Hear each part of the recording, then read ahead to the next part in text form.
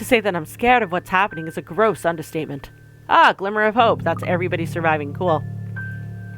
Trouble of any sort is the last thing I want to get home to after a long day of work and a trip to the bar. And when I see Hannah near prostrate, I can only feel dread. She twitches and seizes, her body wound and coiled tight before thrashing, shuddering, and shaking. Like a woman possessed, her mouth falls open and her eyes roll to the back of her head. It has the hallmark signs of a seizure. The symptoms are simple enough. And that knowledge, the fact that I know this, only makes me feel worse. Any anger I had caused by our disagreement on parting ways, no matter how temporary she claimed it to be, disappeared. Alcohol-induced daze that I felt was brushed aside as I ran to help her. None of that mattered at the moment. But to hold her close is all I can do while she thrashes about. I know this is wrong, that I'm not supposed to hold her down, yet I do it out of instinct, reflex even. I'm terrified of hurting her, but I see no other way to keep Hannah from hurting herself. It takes a lot to keep myself from running off to get help when she needs me here. And it takes everything I have to keep myself intact. When she says my name, I realize that the seizures have stopped, but that doesn't make the dread go away. Luke, please. What happened here? Who did this to you? I don't know. I am so sorry. The sight of her tear-streaked face is enough to twist the knife in. It does not help that I am as lost as she is right now. And all I can say is, Shh, it's all right. You're safe now, Hannah. You're safe now. it takes a bit to go through the house with my inebriated self. That's even made worse by the fact that I had to carry a nearly unconscious person as well. I was about to give up too until Shrokin shows up to lighten the load. He quietly takes her from me without question and brings her up to the bedroom. And me? Well, I can bring myself to follow. Not right now. Not while I'm drunk and rattled by what had transpired. It's a miracle I was able to help at all. So here I am, sulking in a parlor chair with a glass of wine in hand. Can't even remember what particular vintage it is, and I practically do not care right now. Because when you're already drunk and still have problems, even more alcohol should help. Of course, the butler chooses now to appear and be unhelpful. You know what actually solves all problems? Death. But it is not recommended. Alcohol isn't a true solution either. It's worked well enough for me. I'd like to believe that I get my best ideas while I'm thoroughly hammered. Not everyone might agree, but they can't really do anything about it now, can they? With a fuck ton of money comes great power. Sometimes responsibility. And with that responsibility comes a lot of reasons to get drunk. And of course, I can just tell responsibility to sod off if I was feeling reckless. And Christ, I might be really drunk if I'm thinking in circles. I just need something to focus on, and I should be fine. How is she? Is she alright? If panic crept into my voice at the question, I don't let it show. It would be a show of weakness to be so frazzled, to show so much concern over a woman who's going to put me aside. People like him who work for me, I trust with business, but not with myself. Never with that. Only Hannah has ever come close to. Only she has truly seen the man beneath the facade. Only her actions can wound me so. Sleeping. Aside from a few bumps and bruises, she seems to be fine. A maid is watching over her for now. It is best not to leave her alone. But, if I may ask, what happened? I was in the gardens when I heard screaming. Did you... No, it wasn't me! I'm quick to be on the defensive. I may be capable of a lot of horrible things, but I would never harm her, of all people, no matter how angry I might become. In an alternate universe, you did, actually. I would never lay a hand on her to hurt her. I didn't do anything. I wouldn't do anything like that. I don't even have a reason to. You don't consider her wanting to be a part as reason? It isn't. Well, it is. I don't want to talk about it right now. But what happens was I got home. She was seasoned in the kitchens. Is she ill? Not that kind of doctor. But I've already scheduled your physician for a house call tomorrow morning. We'll still have to monitor her as soon as she wakes up and... Oh God. Things are coming back to me. I need a drink. Really? You're still drinking? Why, yes, it seems to be the bloody best time to be drinking. I'm allowed, aren't I? After all, I've just found my wife having a seizure, and I shouldn't give two shits about it. Not when she's about to leave me. But I do. Goodness, I do. A big, generous gulp makes it so that the taste of cherries, raspberries, and strawberries wash over my tongue. The thing too sweet considering its deceptively earthy aroma. Also, achievement. I think the achievement is he's literally smashed.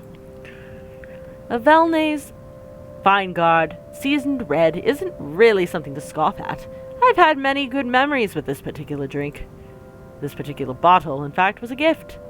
It serves the purpose Lady Blair not have given it to me for to forget. All the same, whether I took this bottle or a Pinot Noir, it is just a means to an end. I will probably have to finish the whole bottle to get drunker than I already am. But no, she doesn't need to be taken care of.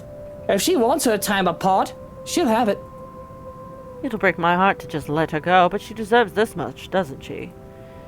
We both deserve this much. She's had her uses. She's done a lot for me in the 7 years we've been together. I pursued her at first for the money. It was supposed to be strictly business. There might have been a time, too, when I considered taking her out of the picture so that I could do with the money as I pleased. I had planned to manipulate her, and I feel horrible thinking about it. But along the way I changed. If only for her. Perhaps my father would scoff, tell me I've gone soft. Maybe I have. Doesn't matter. 7 long years. It had its ups and downs, and it certainly hasn't been a perfect marriage. We had our fights, who hasn't? But those small moments where we could just laugh and be our happy selves were always magical. They made all these years worth it, and I had seen many more years to come. So where did I go wrong? You're cheating asshole, for starters. I've loved only 2 women in my life. Mother dear, bless her soul. And Hannah, who's been my sunshine for so long. Losing her, I feel that I might become more like my father. Had Damien Wright stayed with Mother, or any of the other numerous women he's had a child with, would he have been less of an embittered shell of a man? Would having a darling love in his life made him a better person? Perhaps it's a bias of me to doubt so. I don't think I can ever see the old man in a favorable light. I'm just surprised that you're not afraid. She might be leaving with delicate information. Oh, she might know something. But if she hasn't done anything with the knowledge for this long, I don't think she would do anything now. If she had even an inkling of what I've done, what I'm capable of, she'll know it's not a good idea. Hannah's a smart woman. Smart, kind, hardworking, generous, loyal. I can go on and wax poetic about her if I had any talent with the stuff. I wonder if things would have turned out differently if I'd listened to Makola. If I'd talked to Hannah, maybe asked her about her plans and what she wanted, she wouldn't be leaving me. Like a pretty bird, I wanted her in a cage. And now, I must let her free and hope she flies back to me. Why don't you sit down and have a drink with me? Don't worry, it's not poisoned or anything. Lonely? Oh, I suppose there's no harm. With a shake of my head, I procure another glass and pour some of the red wine. Watching the red liquid is fascinating all on its own with my muddled brain, that I barely notice sloshing some of it and staining my suit. It'll be an utter bugger to clean, so I'm glad that it isn't my problem. Handing it over, I can't help but look at the ceiling and let out a sigh. My eyes, damp, glaze over, though I won't let it go further than that. Raising my own glass for a toast, I clear my throat. We drink to... Do we really need a reason to? The world is messed up. War, terrorism, famine, poverty, loved ones and love lost. The world is a cesspool. Might as well be drunk if we're going to drown in it. A bit less eloquent than your usual speeches, but zum Wohl. A sip. A gulp. Refill. Rinse and repeat until the bottle of Velnay has barely a fifth left. I must have drunk most of it because I barely see Shrokin take a sip after his first glass. Certainly feels that way. I don't even think I can stand up, let alone walk. I'm all legless. My mind just feels so funny, and everything else is equally hilarious. Bloody hell, I think I can make out faces of a bald man on the wallpapers. With the butler also standing up, he looks like a skyscraper from where I'm seated. Jesus Christ, I have Sasquatch as a butler. I have a great alcohol tolerance, so this, seeing how I'm a giggling wreck right now is, I assume, really bad. If there is any sober part left to me, it probably shriveled up and died just thinking of the hangover that'll come in the morning. But I can't help but get distracted at the sight of moonlight peeking through the curtains, shiny and shimmery and absolutely splendid. Even if the night brought calm, it is the moon that always enamored me so. It is a second sun, but just as beautiful as my sunshine. I want to go out and look at the moon. Mummy, I can't feel my legs. Mutter, I am not. Don't tell me I have to carry you upstairs to bed. I didn't even do nothing. I did my best to behave decent. Whiskey and Mint are just good friends, that's all. And that Rochelle woman's baby isn't mine. I swear I couldn't love any other woman than Hannah. Hannah must be so tired. I'm a brat, aren't I? She said as such. I don't want Hannah to leave me, Joe. Oh God, she's the love of my life, you know? I'm a shy human being without her. I should... Flowers. Lots and lots of flowers.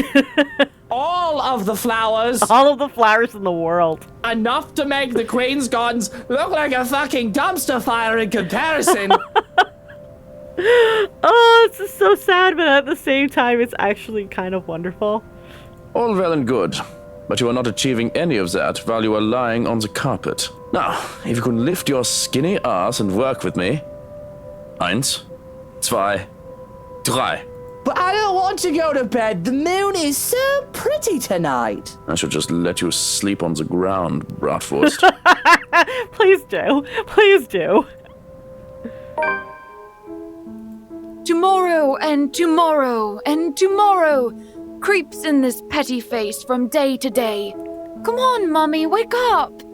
I want to be in that play. Mummy, wake up. You promised that you'd help me practice my lines today. The auditions are tomorrow, so I have to practice. The last syllables of recorded time, and all our yesterdays have lighted fools. The way to Dusty. Mummy, are you... Oh, he found his mom dead. I choke back a scream and wake up in a cold sweat. With my heart pounding in my ears, it takes a while to remember where I am. In the dark and cold of the room, one can't fault me for being ill at ease. It isn't as bright as the penthouse, and the renovations did little to change how old it feels. Did I miss something? Nope. We've been here for less than a week. It'll take a bit more time to adjust. It's hard to feel cozy, though, when I'm bloody freezing. Nudging the lump of fabric next to me, I sigh. It's cold. Don't hug the sheets, Hannah. She always did this, though it hardly bothers me. Growing up, I was lucky to have something to use as a mattress. I'm not the one who grew up accustomed to Egyptian cotton with a thread count of 800. Besides, the warmth that Hannah exudes on her own is usually enough to keep me sleeping through the night. Temperature tonight must be something else with how chilly it is right now. I must be considerate. After all, the poor dear is ill, though I loathe to think about what had just transpired. Don't make me pull those sheets off you. That blanket is large enough to cover an elephant. You need to share. It takes a while. What was that, honey? Apologies. I'm just in the loo, so if you can give me a moment.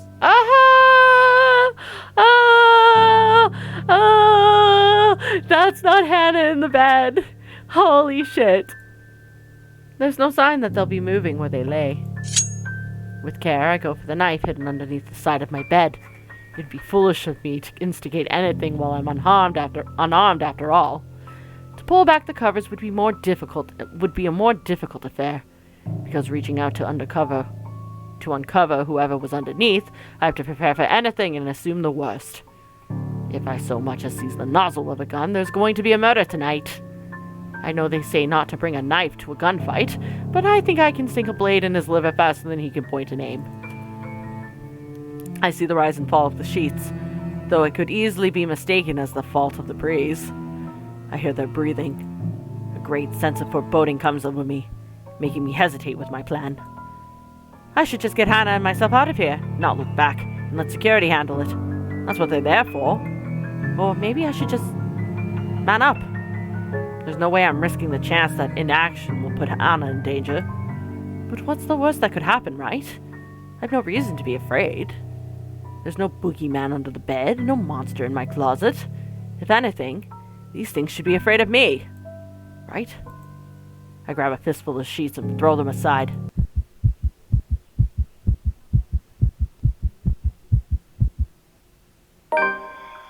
Nothing.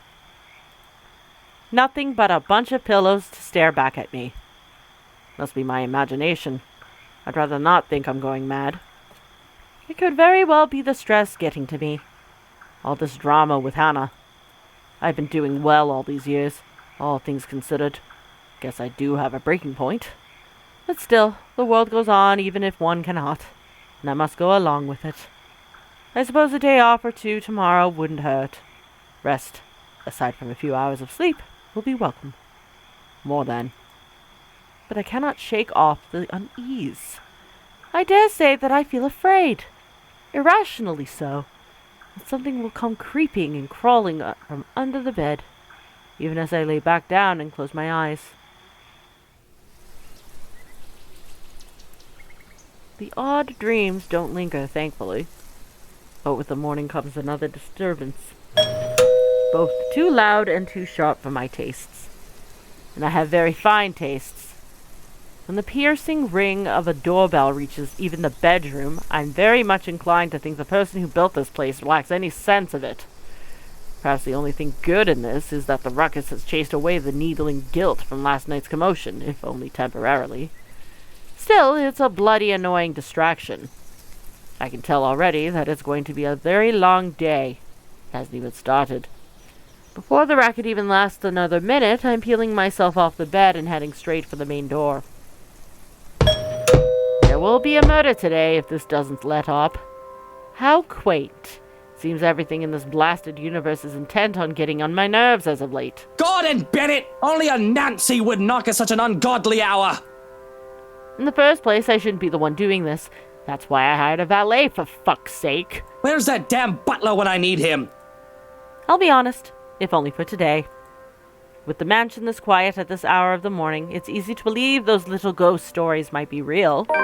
But the only horror here is how long Hannah's patience with me will last after the incident at the party. Neither the deafening silence nor the biting chills spread across every room in the place. There's no place for fear when another set of problems already burns that fuel. So I wait for another second. When no butler still answers my call, I simply yank the doors open myself, perhaps with more force than needed.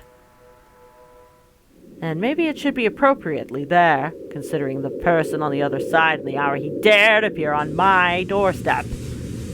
Even someone with half a brain knows not to disturb anyone this early. Brief confusion quickly gives way to anger, and before the bloody photographer can even get a word in edgewise, I'm hurling venom at him. It's less than he deserves, really. Hannah will disapprove, scold me for treating the photographer with such disrespect if she hears me right now. She seems fond of him after all, despite meeting him only once or twice. He's merely doing his job, she'll say. But she's not here, isn't she? But she doesn't know. You? How the hell did you get in here? What in seven hells do you want? It's bloody 6 in the morning! Listen, sir, I know this is not a good time. Oh, it's not a good time! Did you even check the clock before coming here? I bet you didn't! This is still my home. My rules also apply to this place as much as Hannah's do. As simple as that. Unlike you, the ones living in this house need to sleep. It just so happens it's also a person I will never take a liking to. No need for remorse. Come back when people are actually awake, or I'll call security on you. He continues shouting even as I slam the door in his face. some nonsense about the news lately, though I don't understand most of it. However, with the closed doors muffling the better part of it, and with no ears to listen, his tirade doesn't last too long. Eventually he leaves, and silence once again fills the room, as it should. In hindsight, maybe I should also call for psychiatric services. Certainly sounds mental just screaming like that. A suspicious man like him left roaming the immediate grounds. Nothing good can come of it. But if his presence will indeed bring a problem, a sign of bad things to come, I'll probably know soon enough. Worst comes to worst, Shrokin will take care of it if need be. It's what I'm paying him for. In the meantime, the bigger problem at hand. A hangover. Maybe I'll have some absinthe to temper it. Dog hairs. Or some wine to help me get back to sleep. It's still early. 1 glass won't hurt. Or 2. Whatever the case, I need to think. Wherever that will lead me. It's nothing. Everything leads to nothing. Except for this pounding headache, as if my mind will burst at any time and leak out of my ears. My vision swims in and out of view. My stomach threatens rebellion, with plans of making me throw up what little food I've taken in with how much my mouth feels like it's filled with cotton. One would think that the fact that I'm hungover would make me the grumpiest person in the room. But as it is, my eyes move over to Hannah, who is stirring sugar into her tea and scowling down at it, all the while as if it was just murdered a baby in front of her. I have half the mind to bemoan my current state and make a fool of myself just to make her smile. And I'm rather good at bemoaning. Not that I would ever admit that. Why, I'm already adopting the posture of a whiny teenager as I speak, slouched forward with my cheeks on the table. Oh, I'm dying! Oh, God, I'm dying! Hannah! Johans, call an ambulance, please! Let it be known that I leave all my belongings to Hannah right near Evans. Everything but 30,000 quid. But oh, I see a bright light. I see a farm. Mother dearest, is that you? Little Lucille is on his way home. I'm so sorry, but I must leave you, Hannah. Cover my face. Your eyes dazzle. I die young. That much I can manage through the hangover. A thing entirely of my fault, considering I've drunk twice the night before. Another thing I will never admit, really. It's a miracle I haven't accrued alcohol poisoning yet. Oh, stop being so melodramatic, Luke. Besides, you never lived in a farm. You hate farms. We are not bringing you to the hospital for a hangover. Really. One would think you'd be used to it by now with how stubborn you are about your drinks. Dare I ask what the 30,000 quid is for, though? It pulls a smile from her for a moment, but the pinched look on her face returns quickly enough. He lost a bet with Robert and Elise after a night of drinking at the Crawl. 10,000 each, and another 10 to me. The sneer that makes its way on my face doesn't hold as much heat as it usually does. It's just a bit of friendly ribbing. Though I still wish he wouldn't tattle.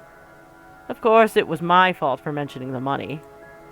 Wasn't like anyone would notice 30 grand missing from millions, though.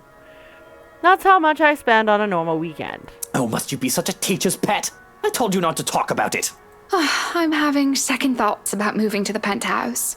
If this is what you do when I'm not looking. I've almost forgotten about that little arrangement, too. Shame. Hopefully that's the reason why she's so intent on glaring at the table until its varnish peels off. The alternative would be sobering. It was that one time. I'm not a child in need of minding or mother hens. As much as I'd love for you to stay, you said you need some time to yourself. Don't let the fact that I lost a bet once make you think I have to be supervised. It wasn't. I'm just worried about you, Luke. I'd be less so if you actually sat up. Why are you worried about me? I'm more concerned about what your doctor told you. How did the house call go? I didn't want to intrude on her privacy when the doctor arrived. A ridiculous sentiment considering I am still her husband. But it wasn't like I could have done any good being there, what with nursing a hangover and all. However, a part of me feared what would be said. Not to mention, I trust that Hannah would tell me if it was something serious. Of course, it probably is something bad, and I would be a fool to hope otherwise. I found her having a seizure, for goodness sake. I should have rushed her to the hospital as soon as she awoke, but it was her insistence that kept me at bay. A cup of tea finds itself in my hands, an attempt to appease me, no doubt. But I don't bother to drink, let alone look up. If anything, I just press my forehead on the table to hide the childish pout on my lips. Not that this is any better. It was fine. The physician took some of my blood, and he scheduled me for a few lab tests tomorrow morning. I've already called for a driver and attendant to accompany me, so there's no need for you to worry. And what? You'll just be leaving me behind then? And I don't think you should be going anywhere alone. You hate hospitals even more than you hate farms, Luke. And Kylie's coming for your play date tomorrow, remember? Relax. I'm taking Johans with me if it makes you feel better. Herr Dr. Hobbs asked that I keep her under observation for the time being. Naturally, I'll be reporting my findings at the hospital. Sitting up, I run a finger over the rim of my teacup and mull it over. I do hate the bloody place. And I thought hiring Shrokin would have been enough for me to avoid it. Apparently not. Bloody doctors and bloody sick people. I don't want to catch anything contagious.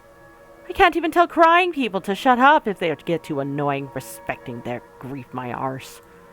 Save for a life of death situation, I'd rather avoid the mass graveyard that hid beneath the sterile air and white tiles. I guess you two can go without me.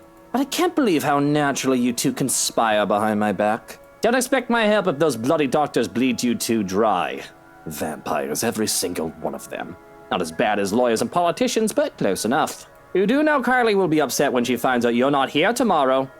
Again. She'll be happy enough to spend time with her fairy godfather, I'm sure. You're a good role model for her, despite your whining. No matter how many times Hannah claims that whining is unbecoming of me, I never listen. It's not like anyone that matters is here to judge. Well, it's not like anyone else actually matters. I'll whine if I bloody well want to, and I'll be no lesser because of it. Of course, I will not tolerate another person's whining, except perhaps for Hannah. But she hardly ever does that. Even right now, I can see a look of pain passes on her face, and her hand goes to her stomach. Yet she keeps quiet, not bringing it up or complaining. What should I do? Ask if she's alright instead of calling for an ambulance. Are you alright? Should we be concerned? Maybe we should bring you to the hospital now. Yep, that helped. I just feel a little queasy, that's all. A bit more tea in me, maybe some more sleep, and I'll be right as rain. I've spent a lot of time around people who lie for a living. I can't help but feel that there's more to it than just that. Maybe it is just as she says and I'm overthinking it. But I trust Hannah will fess up before things can get any worse. She's never really lied to me before. Nothing big, at least. If you're sure, I'm just worried. You'll tell me if anything is wrong, right? You do know you can still trust me. That I do still care about you? I know that. I'm just going to be moving out soon. Even if it is for a short while, you won't always be there for me. Did you finish packing before you... I understand if you haven't, and I won't blame you if you've changed your mind after what happened. You can stay until you feel better. I'm still moving. It isn't like you can't visit to check up on me. Although that does somewhat defeat the point. Luke, I'm a big girl. I'm going to get a checkup tomorrow, take whatever pills they tell me to get, and get over it. You really don't need to worry. I'm fine. Oh, I do so hate those words. I hid my scowl by taking a sip of the tea, fighting off the urge to hurl the cup at the wall. I'm fine, she says. A lie. Apparently the sour disposition I have, one not entirely born from my hangover, is still obvious. Without saying a word, Hannah puts a hand on mine and squeezes it tight. Her hands are cold and clammy. Her grip is weak. I can see the small tremors that run along her shoulders and the paleness of her cheeks. She is yet to recover from what happened to her. She's not fine. And I'm not either. Fine. I don't need to like it, but fine. I don't think either of us really like it. But I do think it is for the best. Perhaps we should bring you back to bed. The sooner you are off your feet, the better. Is that some sort of roundabout way of saying that you want to sweep me off my feet and take me to bed? This isn't our honeymoon. I need rest, mister. I am aware that this is the farthest thing from our honeymoon. This isn't how things are supposed to be. Hannah isn't supposed to leave. I'm not supposed to let her. And if she ever did leave, it's supposed to be on my terms. Everything is going wrong. But I respect her enough to let her have some space, so, as she so puts it. If divorce is brought up, however, well, that's another matter entirely. Really now, you shouldn't have gotten up in the first place. Breakfast in bed exists for a reason. Come on then, back to bed you go. Are you going to carry me to bed then? You're far too heavy for that. Oh! If you'd like. That's rude. Can you blame me if I enjoy food too much?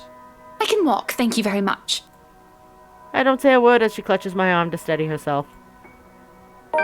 There's no protest as she uses me as a crutch while going up the stairs.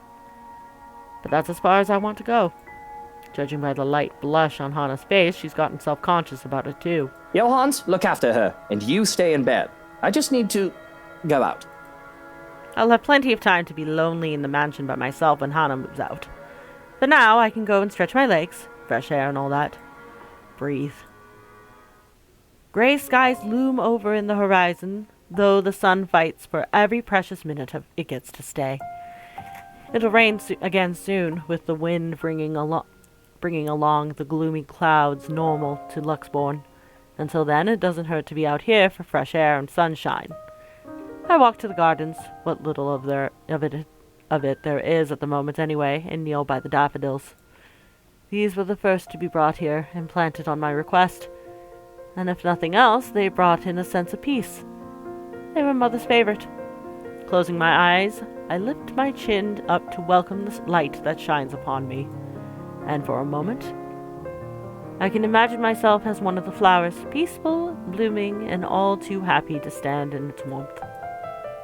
Life would be much easier if we were all like flowers, wouldn't it? But I didn't step out here to get all philosophical. I have problems much more practical than figuring out the meaning of life, after all. Too many things have gone on these past few days, and I want to forget about them, even for just a moment. It's almost All Saints, isn't it? To think I've almost forgotten. I speak the words absent-mindedly. The date means nothing to me, as I neither worship the religion nor have any graves to visit. After all, Mother was never given a proper burial. But it's a date as good as any for me to grieve. Otherwise, I would have done so every single day, gripping myself and shutting everyone else out. I can remember how the flames licked at her flesh and how it consumed her body, until there was nothing left but ash. I stood there watching with the operator and a social service worker. Though I could have been alone for all I cared. I felt alone. It was the most that could be done. No one could attend the funeral of a dead prostitute, let alone pay for it. All that is left of her, proof that she had lived, is her name written on the ledger of Luxborn Cemetery, a lighter, and me. Pulling out the lighter from my jacket, I can't stop myself from flicking it open and staring at the flame, and to run my thumb over her name. All in all, it isn't much, but it is something. And it'll be wrong of me not to make something of myself, when she would have given everything to make sure I can become anything I want to be. Feels like I'm stuck in a nightmare right now. What I would give to have you here by my side, Mother dear.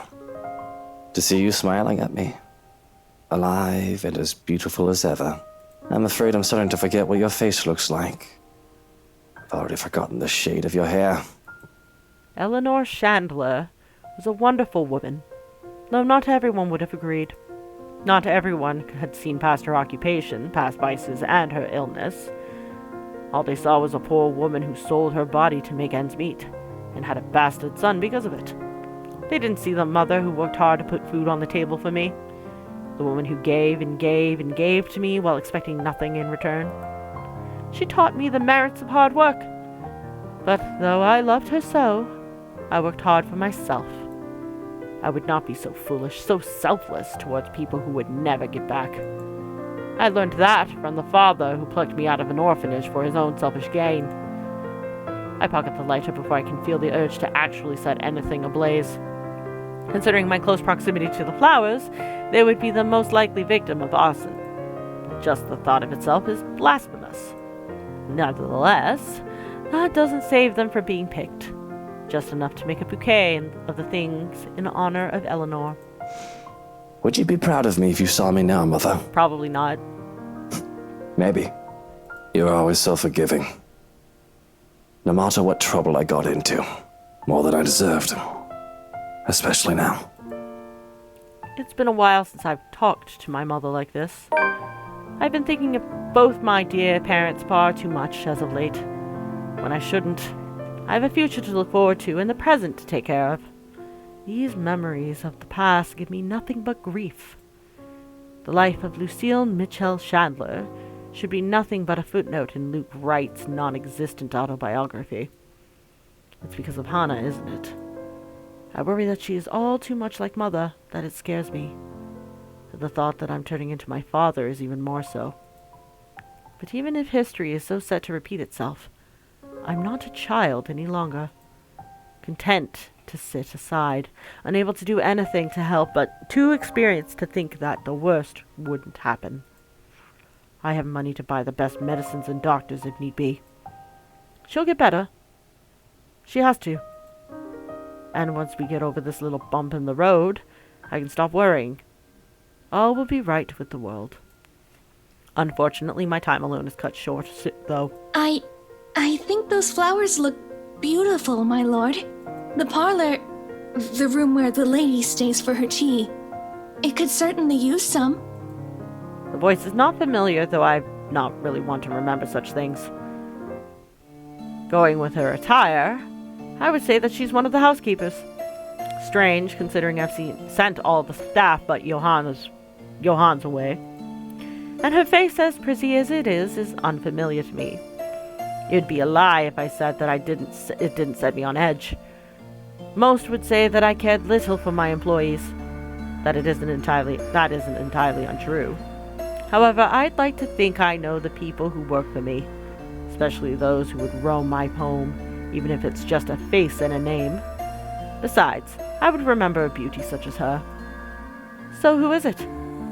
If she is someone impersonating a household staff to get in, she's doing a bad job of it. Didn't you get the memo? Are you new? Today is a day off. You aren't supposed to be here. I expect poor excuses and apologies the likes of her often give, but she merely smiles. Oh, no. I've been a servant here since you first came. And I see no signs of lying, nor hear it in her words. Yet, they can't be true. But I find that I feel like I can relax. She has that sort of smile that makes one's kindness shine through without words of action. It reaches her eyes, fills them with a strange sort of mirth, as if she just thought of something very funny. Perhaps, had it been any other person, I would have interpreted it as a deceitful grin. The curl of her lips and the shine of her eyes are too soft to hold any malice. She takes my silence as a sign that she can continue. And it's not like I feel any urgency to stop her. I'm not really in the mood for company, but I'm not adverse to it at the moment either. Entertaining a beauty like her, even for a little while, wouldn't hurt. Helps that she proves easy to listen to, despite how oddly she speaks. I'm sorry. I apologize. I shouldn't have bothered you. Look at me, talking to the master of the house without even asking for permission. What will the others think? If you'll excuse me, I'll just... I haven't driven you away yet, have I? And it's your day off. I don't see why we can't chat a bit. Of course. If that is what you wish. As long as it does not get you into trouble with the lady. To even take time for someone as lowly as me. No wonder that everyone under the mansion's employ is so fond of you. Though it should have no longer been a surprise to me.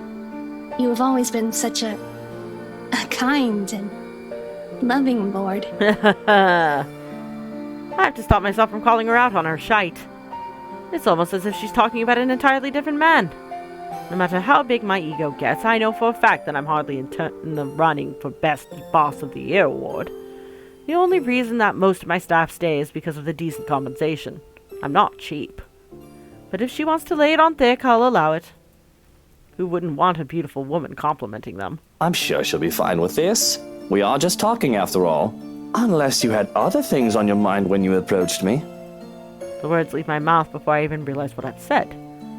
I panic a bit. Though I can get away with picking up women on the city, sometimes even out of the county, I've always taken care not to do so in my home or in my businesses. Not when it would be so easy for Hannah to find out about my infidelity through these channels. Though, seriously, I still don't see what the big deal about it is. I just have an itch I need to scratch. I know it must be amusing to see a girl flustered for a man of your stature. But please don't say such things, my lord. I saw you alone and simply thought you could use some company. Thankfully, and I do count my lucky stars, it seems the woman takes it as a joke rather than the casual pass it was intended to be. So how are you liking your work around the mansion? The place is wonderful, but I imagine the upkeep is ungodly with all the rooms and whatnot. I don't even want to think about how many people are on the staff roster. Work is work, my lord. It is a way of living. A purpose from day to day. It is certainly far better than doing nothing or having no food to eat. The house itself is also beautiful. There's no lack of things to look at. I'm sure you've seen those books in the study. I can't read any of them yet, but if given the chance, I'm sorry. I shouldn't be thinking of those things, especially when the rains, they might bring more work to us soon.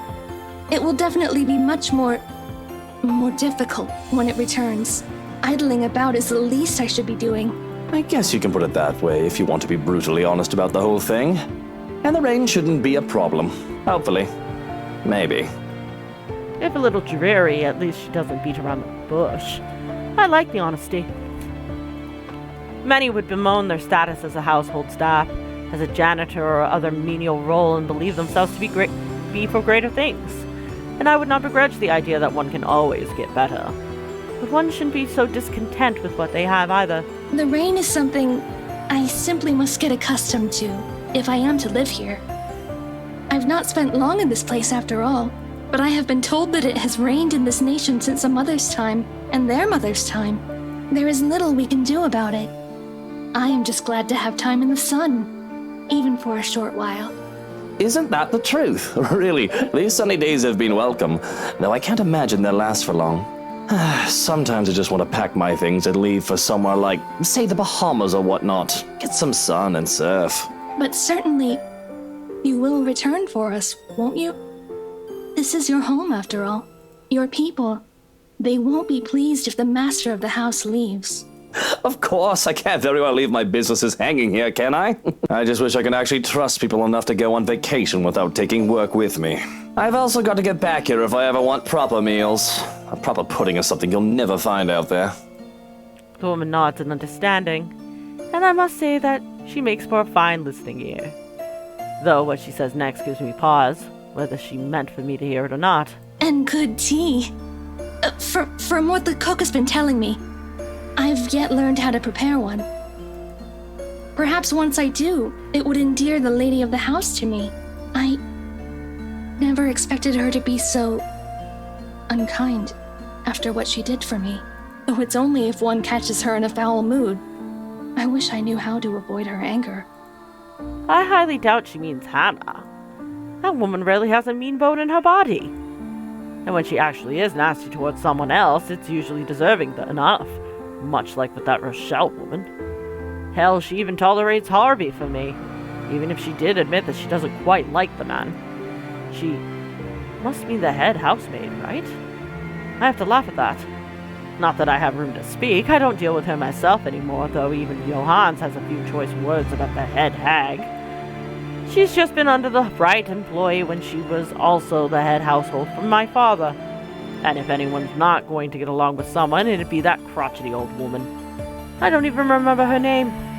But the woman had been this strict upstart bitch who took one look at me, her master's bastard son, and turned her nose up, as if she were better by mere consequence of birth. That she absolutely loathed my very existence. Perhaps the rumors had been true. She had a miscarriage while bearing another one of my dearest father's children, and she saw me as an obstacle to her being granted a better standing in life. I remember that much at least. The only reason I haven't sacked her yet is because of her competence. Also because working under my household makes her absolutely miserable, her resignation made impossible by her pride. Nobody really gets along with that woman. I think everyone just tolerates her because of how old she is. I mean, not to be rude or awful or anything, but she's at the age where she'll be pushing daisies soon enough. Is she? Really, my lord? I'm sure the lady is much younger than that. I think the thought of tormenting the young and beautiful gives her reason to live. It does seem that way. Though I feel sorry for her. One's life should not be wasted away on hatred and anger. It is never good for the heart or the head to always carry ill thoughts. But at the least, you are here for us. We are certainly so lucky to have a lord like you. The lady even more so. The gods smile down on her. Though, if I may be honest, she is to be envied. Even when I have my suspicions about her, she's just so easy to talk with that. That I've forgotten. I don't even know who she is. And if she's actually one of the household staff, that would explain why she would so easily give obviously wrong statements about my character. Though if she's here for malicious reasons, she would have done more than do small talk with me by now, wouldn't she? I have so many questions. Perhaps curiosity will kill this cat. It's strange that I've never seen you before. What's your name? You do not remember?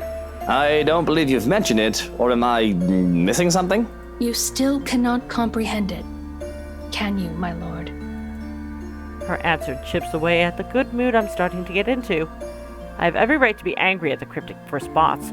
She threatens insubordination with her very presence alone. But instead of hurling vitriol at the woman, I take a deep breath.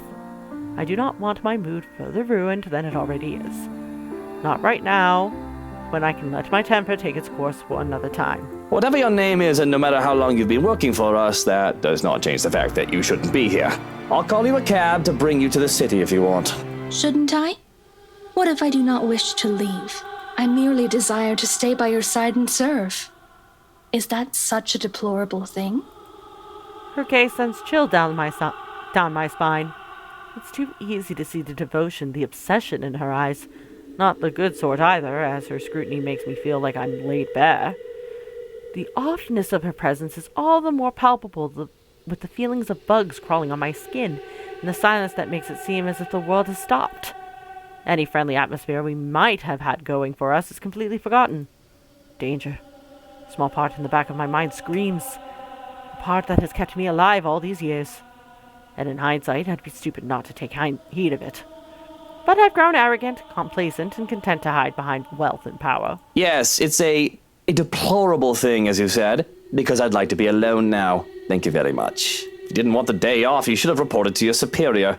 This is utterly unprofessional of you, and I shall be issuing complaints. In fact, if you know it's good for you, you should start looking for another employer. It's at my threat that the smile on her face turns tight. I see. It escapes you still. This is unfortunate. How despairing that this misery must go on. But maybe, if you come with me, I can help you. I can... When she reaches out for me, I recoil with a hiss. How dare you lay your filthy hands on me without my permission? I am not going anywhere with you. Now step back and walk away before I have you forcibly removed. As if a switch had been flipped, the woman's expression turns horrific. Although that may very well be the understatement of the year. She herself turns horrific. Her presence is suffocating, bearing down on me. Oops. I'm rooted on the spot, through no fault of my own as my fear paralyzes. You are too much like that vile woman. Poisoned by her rotten influence and her filthy words. But that can be remedied now that you're here. Oh, how we have waited to welcome you home. Come, my lord. The house beckons. When her fingers grasp the back of my coat, I finally find it in me to break off into a run. I can still feel her eyes on me as I run back to the house.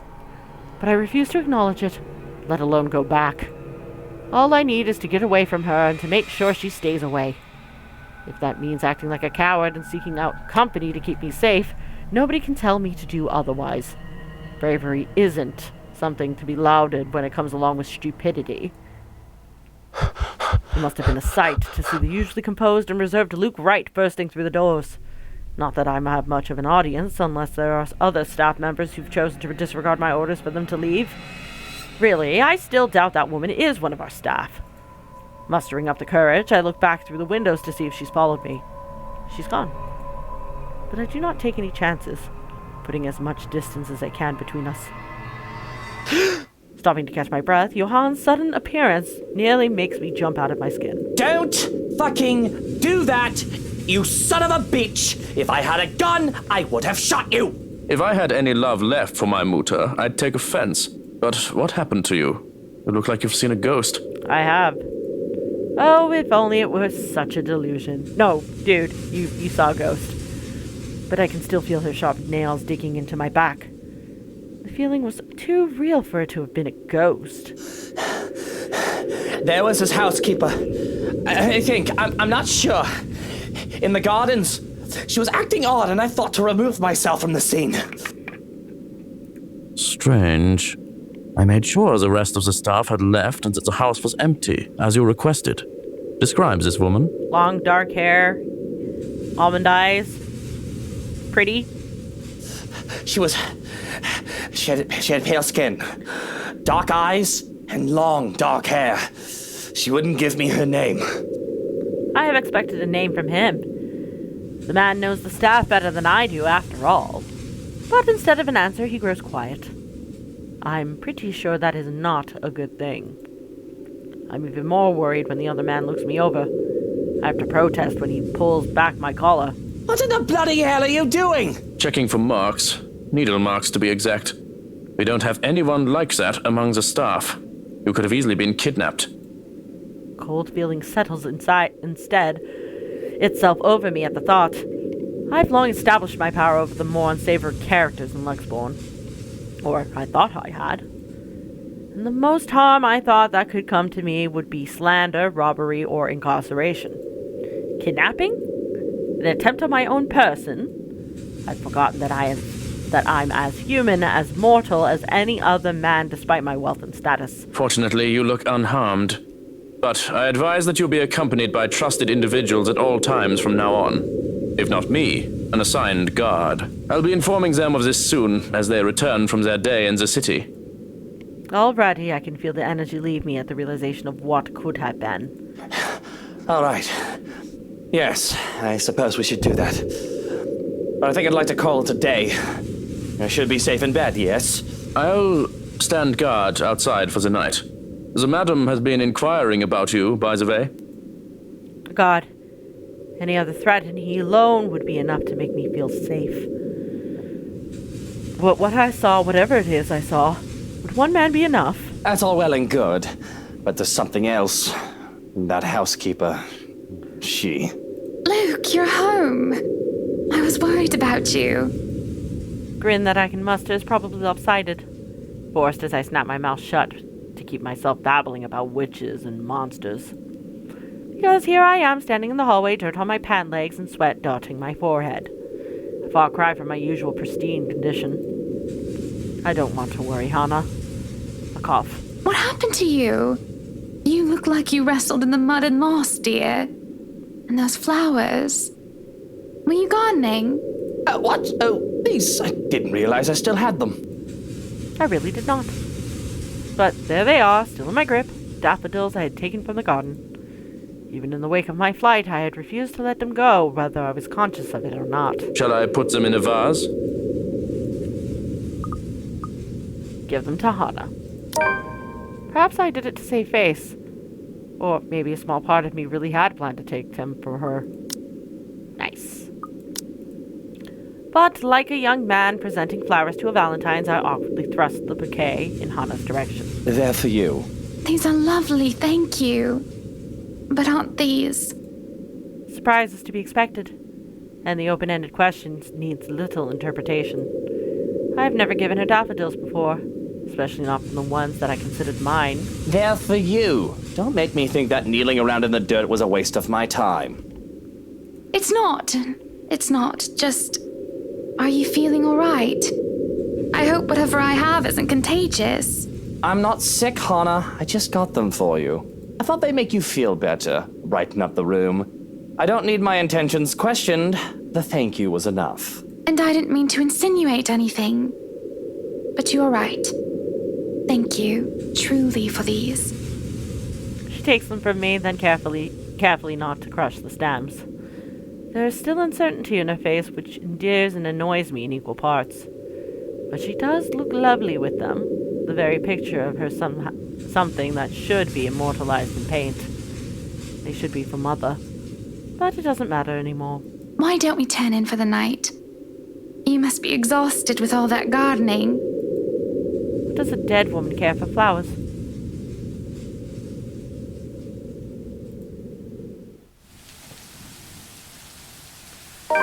I didn't get any sleep. Not a wink. I was so busy jumping at every shadow and worrying about waking with a knife in my chest. Or not waking at all. Even when Hana wakes in spite of a mild fever and goes downstairs for breakfast, I stayed in bed with thoughts of poisoned food running in my head. The rain that has started sometime during the night doesn't help the mood. Okay, maybe it helps just a little. The strange sunny weather has been nice and all, but for it to return as it should be, feels like a good sign of things to come. Perhaps things will settle back to normal and the crazy drama that has gone on lately will die down. I would hate to be caught unawares in this rain. And with how it looks outside, it seems that the weather is making up for all the sunny days it's given us with a good old-fashioned downpour. The rhythmic pitter-patter of the rain fills the early morning silence with a steady beat. Thank goodness I don't have to be anywhere in a hurry today. I would hate to be caught unawares in this rain. With how it looks outside, it seems that the weather is making up for all the sunny days it has given us with a good old-fashioned downpour. Why are we repeating fucking dialogue? It does let up within the quarter of an hour.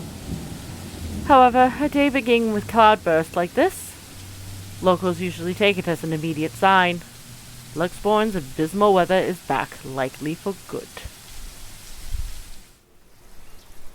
I hope they did a damn good job fixing this place, because I'd rather not have to deal with leaky roofs. I don't like the idea that the realty did a horrible patch job with the place. Hana, technically, paid millions for this place. It better live up to the price the realty company sold it for. Roof problems aside, she's going to be a definite downer about this as well. She hates the rain. And again, who actually does? What sane person would like it when 9 out of 10 days consist of nothing but dark, drab, and gray skies and piss water pouring from the heavens? And she was just starting to enjoy the sunlight. I will have to get up and about eventually. That is a given, but I'm not too keen on seeing or talking to Hana before she leaves for the hospital. Or eventually in a few days' time. This bloody house. Kylie won't like it if she comes here, only to find me in a bad mood. Few would dare rouse me from bed. Being able to keep their jobs is incentive enough. I trust they realize that now is not the good time to force me into anything. Maybe I can just get an hour or two of sleep before Suarez drops his brat off the mansion steps. If only. But as always, someone has to be a buzzkill. Are you really going to stay in bed all day? What do you want? You must have been really rattled by what happened yesterday. If you need to talk about it, I am quite qualified in that regard. And you aren't even the slightest bit bothered? Truly? Not even the slightest bit worried? I was worried. But I realized that it's not my life in danger, is it? My worrying will not help matters. Neither will yours. Loath as I am to admit it, he is right. Still, it's more frustrating when he doesn't give me time to concede his point. I know you two aren't getting along. Nosy bugger. But you should at least see the madam off before we leave. Think of her as a business associate if you must.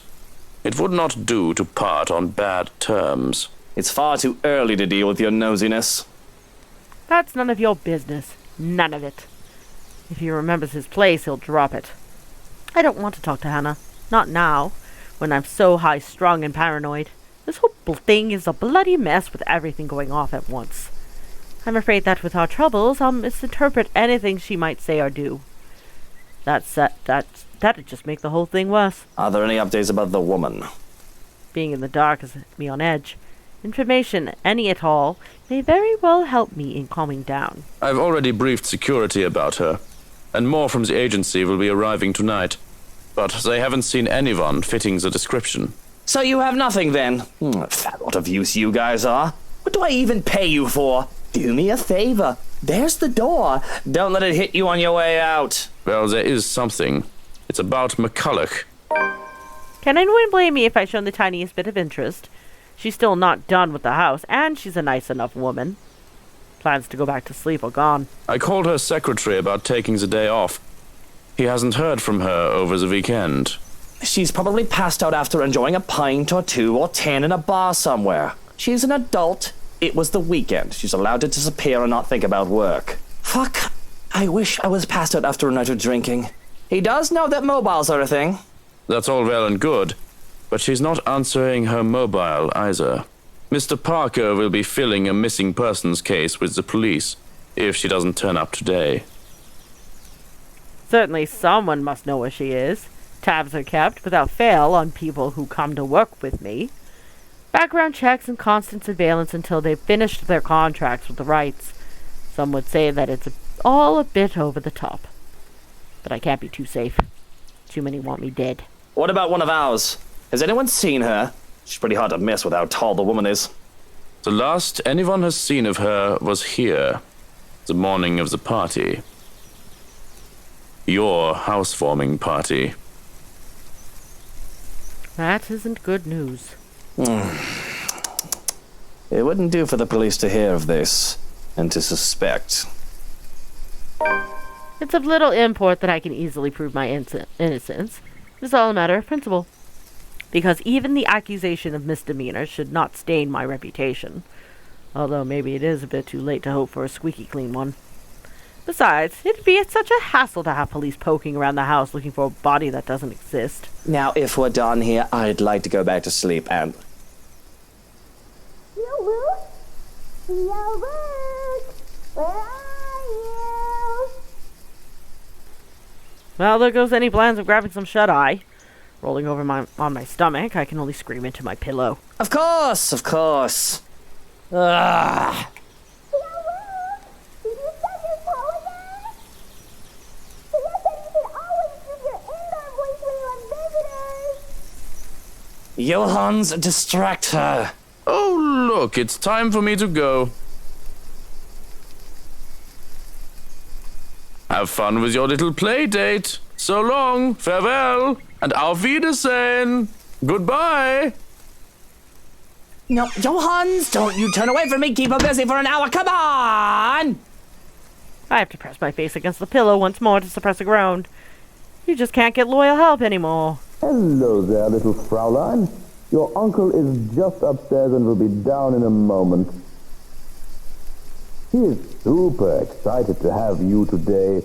I hope you're well rested and ready to play a lot. That bastard. I'll be down in a sec, Munchkin. Let me just... Change into a fresh shirt, brush my teeth, fix my hair, bemoan my very existence. Wish I was anywhere else in the world right now. Don't get me wrong, Kylie is a great kid. Wonderful. Better than most brats her age. But handling a tyke is the last thing I want on my agenda right now with this whole Hana business. Fortunately, I am well versed in how the world works. I've long learned that the show must go on no matter what hurdles come my way. So I set to prepare for the day. Running a comb through my hair is just divine. It simply makes me feel more human. Bed hair is disgusting, though it isn't as bad now as it was when I was a child. With how expensive a trip to the barber's was, I often had to grow it out until Mother had time to cut it for me. The curls and tangles were simply horrid. Why, I was even mistaken as a little girl because of that. It certainly doesn't help that I was named Lucille. A freshly pressed shirt is enough to chase away the last signs of sleepiness. The feel of crisp and clean cloth in my hands is a clear marker to start the day.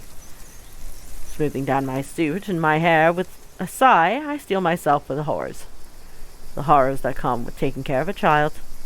Good morning to you, Luke. Good morning, Kylie. Speaking of the devil, she shall appear. Bright-eyed and bushy-tailed, Kylie grins at me as soon as I open the bedroom door. She swings the backpack she's clutching, hitting my leg in a show of impatience, and looks entirely unapologetic for it. Did you just wake up? Don't tell me you forgot. It's our play date today. I doubt I'd forget. Kylie's visits are a frequent enough thing that they found a way into my schedule. They're probably to be They're supposed to be visits to your godmother. But we can't pick who our child gets along with. So as long as I'm not busy, her father can drop her off for the day. Which is all well and good for me, if it makes Juarez focus on work I've given him. Besides, she's a bright child. Tolerable. Kid's got a good head on her shoulders and can get pretty mature for her age at times. Of course, they have to thank me for that. Her parents can take partial credit, but Hannah and I have been there for this kid since she was just a small babe. Why, I still remember the first time I saw her. It was during her baptism. The only reason I was there was to accompany Hannah, who was to be named godmother. She was such a tiny thing, not even a year old, swaddled in her mother's arms and white cloth. It was the first time I really saw an infant up close. Close enough to hold one, at least. It had been terrifying to be given a little child to carry around the whole water ceremony. I've never done so before that, to hold a tiny life in my hands. I could have just dropped her on her head and this little tyke before me would have stopped existing then and there. But the child just smiled at me, babbled nonsensical words as children do, and clinging to me even as I tried to hand her off to Hannah. She had thought it hilarious and adorable. My suit had been a mess, and I was nearly an anxious wreck by the time I handed her back to her mother. Yet it was pleasant, too. Of course I didn't, you little rugrat. I just had to take care of something before you arrived. Really? Well, I guess that's fine. As long as he told me for work like last time. Really? Now why don't we go back down and have breakfast in the parlor? I already ate at home. Papa made one of his tortillas de patatas. He wouldn't let me leave until I finished every bite. Ah, the Suarez infamous tortilla de patatas. Those things are a hazard. You can probably use one to bludgeon someone into submission with how huge they are. It's a miracle Kylie can still be so energetic. I had trouble staying awake the first time I had one. Speaking of staying awake. Well, I need some coffee in me at the very least. But if you'd like, you can jump straight to dessert. Yes! Dessert, please! It's an easy thing enough. It's easy enough to manage Kylie with the promise of sweets, thankfully. The hard part is managing her before she gets the sweets. Because I nearly have a heart attack when the kid races down the stairs. Just the thought of her slipping and breaking her neck is enough to make me rush down after her. Slow down, the food isn't going anywhere. The food is going somewhere. In my tummy. Jesus fucking Christ. Children. With a shake of my head, I usher Kylie towards the parlor and order the maid to bring food to us. Order breakfast theirs, along with a cup of coffee for me and an ice cream for Kylie. But I can't leave the child alone for too long unless I want her to turn the other room into a slaughter ground. True to my expectations, I've only left Kylie alone for a few minutes, but she's already made herself comfortable. The stuff from her backpack has been left scattered across the room, from coloring books and crayons to toys. She's well equipped to amuse herself with no trouble, though I can certainly breathe a little easier if she won't bring her doll everywhere every time she visits. Narcissa, or Sissa, is a creepy little bugger.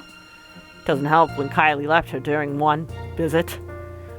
Finding the thing at the bottom of the stairs staring at me at 3 o'clock in the fucking morning is a memory that won't be leaving me anytime soon. Even now it stares at me from where it's seated. I'm wholly tempted to just throw the thing into the fireplace and banish it from whence it came. I can buy her a prettier doll, a better toy. I will break it, find a way to get rid of it if it... I would break it, find a way to get rid of it if it wasn't from Hannah, and if only Kylie wasn't so attached to it. Thing is some antique doll she found for the brat's 6th birthday, one of a kind. My darling Hannah loves her so. And Kylie does try to be a good goddaughter, but she just can't keep her interest long with the wife. It's not something that Hannah does wrong on her part. She does try so very hard. It's just that she doesn't quite know how to really handle children. She'd never been around other children when she was young. surrounded by protective adults who cater to her every whim and worried for her safety every minute. When she isn't able to keep up with Kylie, her first instinct is to be strict. Impose rules on the child. Treat her like she's made of spun glass. Like every movement might break her. I at least have some idea from being around street kids. I know the games they played and how they think. I know that scrapes and skinned knees are all part of childhood. Even with how I grew up, I had time to be a child and not some sheltered heiress. With Kylie, as behaved as she can be, with her toys and her books and her art, she has to use up all that energy somehow. To run around the playground and make a mess in the mud, or to even just fake wrestle for a short while. Let her be a child when she wants, I say. If it becomes too much, I just bribe her with sweets or ship her back to her papa. Problem solved. Unfortunately, Hana isn't quite up for those sort of things most of the time, thinking it'll spoil the child. Turns a whole playdate awkward every time. Taking the last seat left, I pluck one of her coloring books from the table and see it filled with dinosaurs. Not exactly what I'm expecting to see for a little girl, but it doesn't hurt anyone. If she wants to play with dolls or cars, or dolls with their cars, what do I care? She wants to put a doll's tutu on some model cars, even. Oh, this is a new one. The last one you had was filled with horses, wasn't it?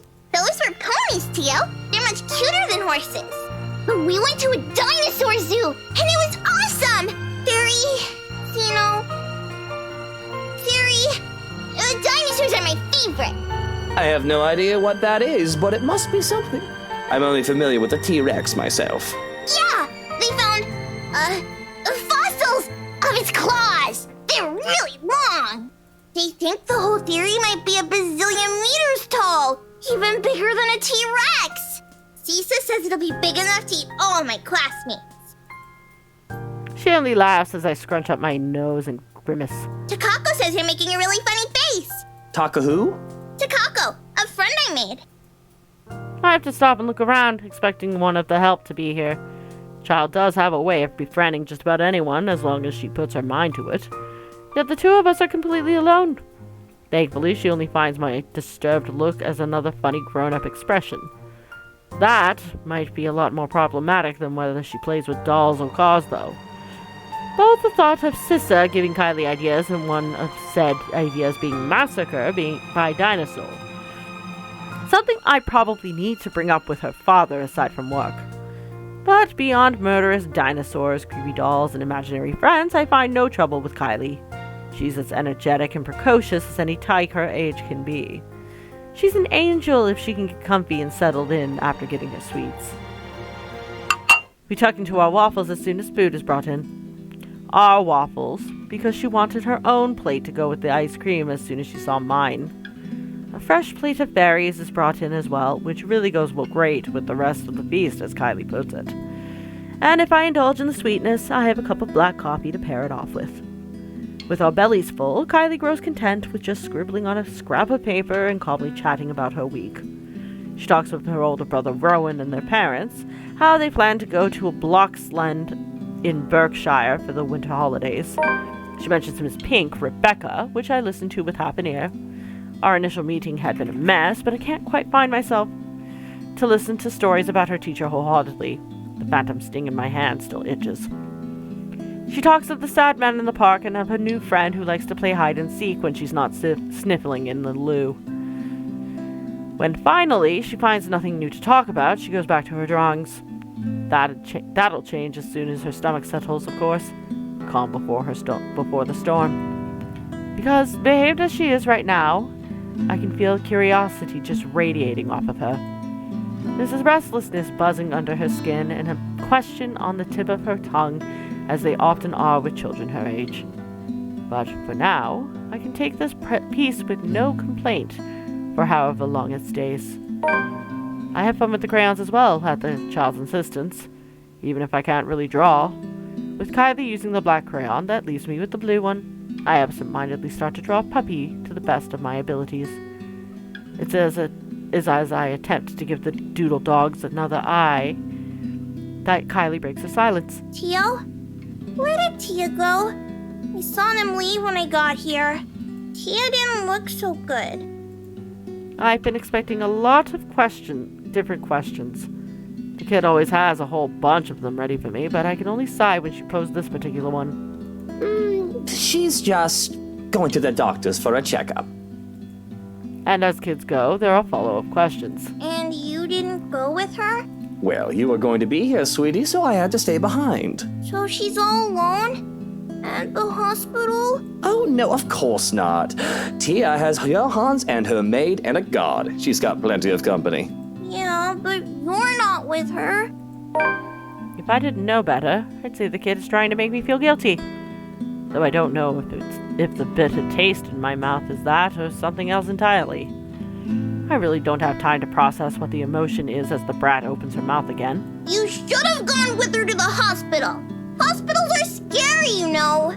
Exactly why I didn't go. I don't like hospitals, Kylie. That's all there is to it. So you're not angry at Tia?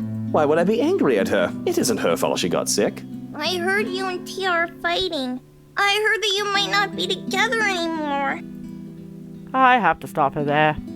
Sure, it's easy for people to jump to conclusions and presume that we might be fighting, no thanks to Rochelle. But it's not common knowledge that things have actually gone sour, and to put it in her terms, that we might not be together anymore. Oh, well, where did you hear this from? I heard it from a nice maid lady. But that's still no excuse. Not when she's sick. She needs someone to hold her hand and bring her soup and make her drink medicine. I'm livid. Livid that one of my employees might gossip, and to a child of all people. Who says such upsetting things to a child? But my anger dies out when Kylie starts to tear up. She holds it back in an effort to not seem so childish, I assume. I'm betting it was the Takako, well, the maid that he saw outside that scared the crap out of him. That's really the only culprit I can think of. Though I am honestly confused as to why such news would upset her so. Oh, no. Look, Kylie, there's no need to cry. I'm not going to cry. Are you sure? You've got no reason to cry. Even if Hana and I won't be together anymore, you can still visit me and I can still visit you. That's not the problem. Why don't you and Tia love each other anymore? 'Cause I fucked up.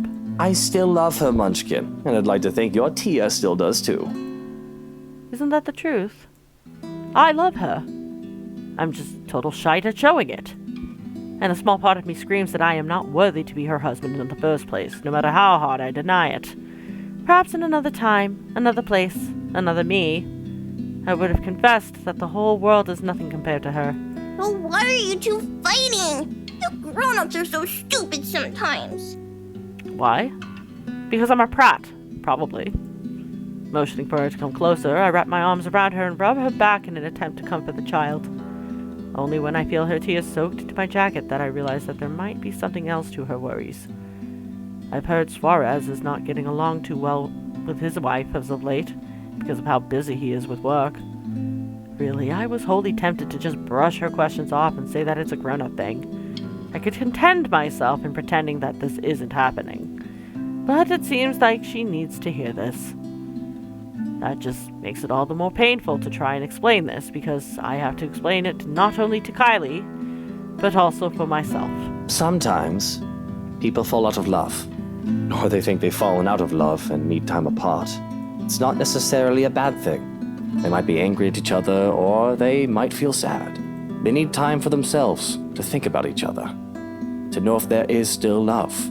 Maybe they'll be back together again. Or maybe it's better for both of them to move on, instead of staying together and hurting each other pretending they still love each other. There's nothing final. There is nothing final.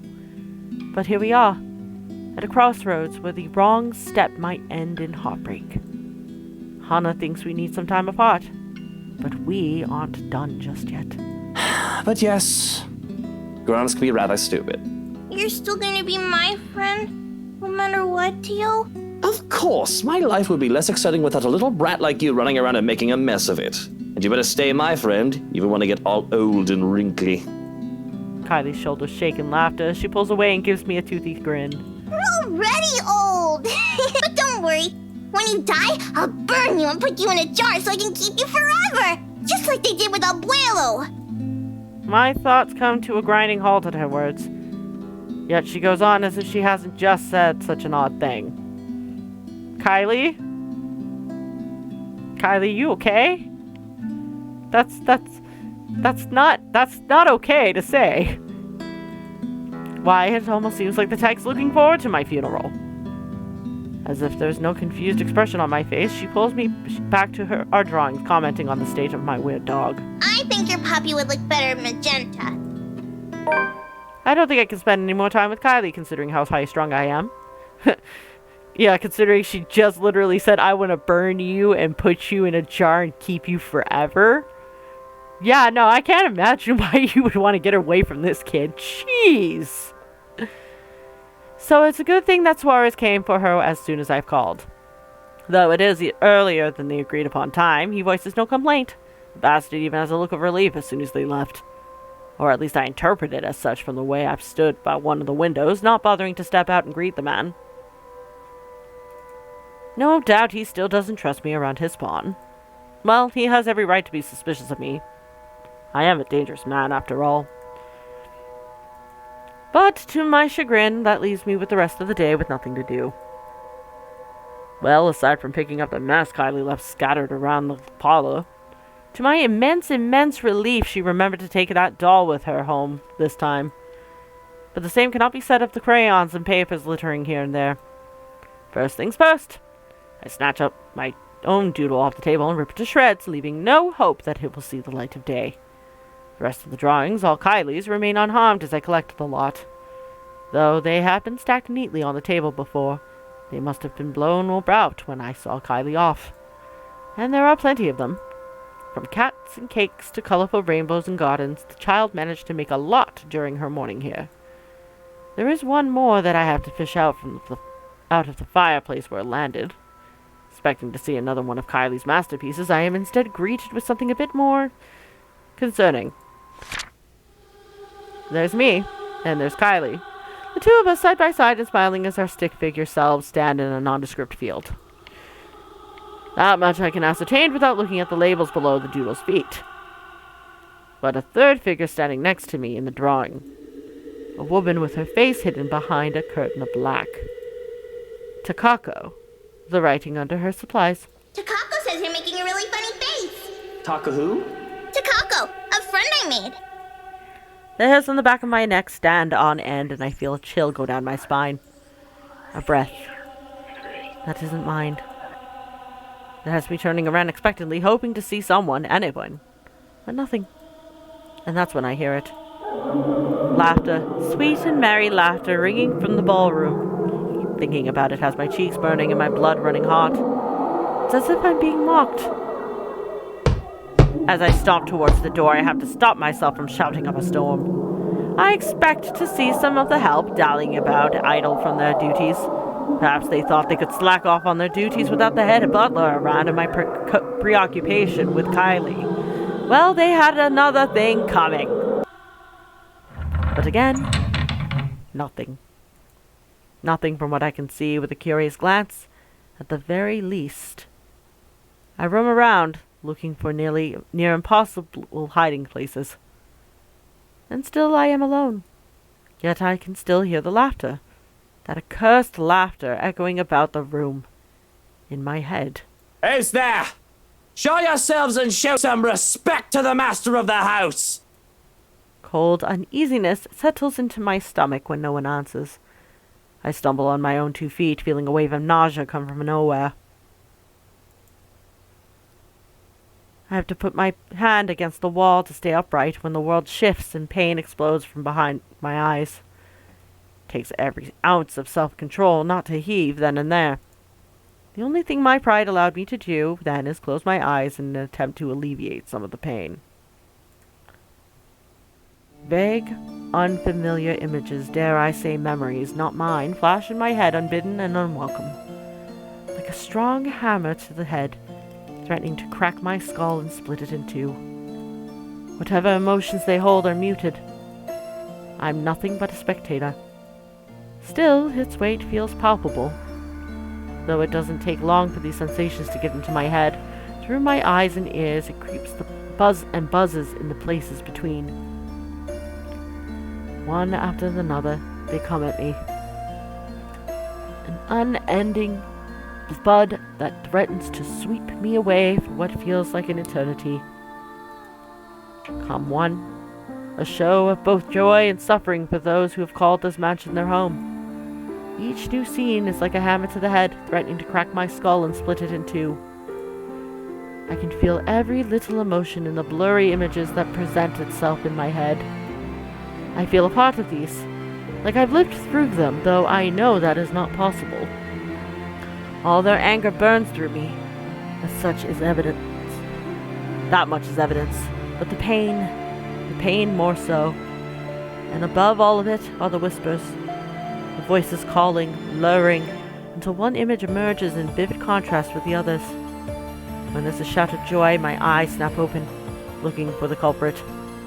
That's when the whole room just changes. Everything is the same, yet everything isn't. There are people everywhere laughing and dancing. I should be concerned about that, but my mind finds it easy to dismiss them as they fade in and out from nothingness. Instead, I find my concentration drawn to a man and a woman, though one can only call them a lord and lady going by their clothes. And oh, just see how happy the couple looks. Though the man's eyes are eerily blank, like he's not all there. His face is familiar, though. In fact, they both are, but I can't quite place why. The two make for a pretty picture as they dance in the center of the ballroom. Even the phantom's crowd's attention stay on them. It reminds me so much of Hannah and I during the early days of our marriage. The honeymoon years, they call it. We were happy then, too. All smiles. And her sunshine, even with the normal dreary weather. Younger, we had less to worry about, or at least thought that way. I wished we could go on that way even with all that I did and had to do.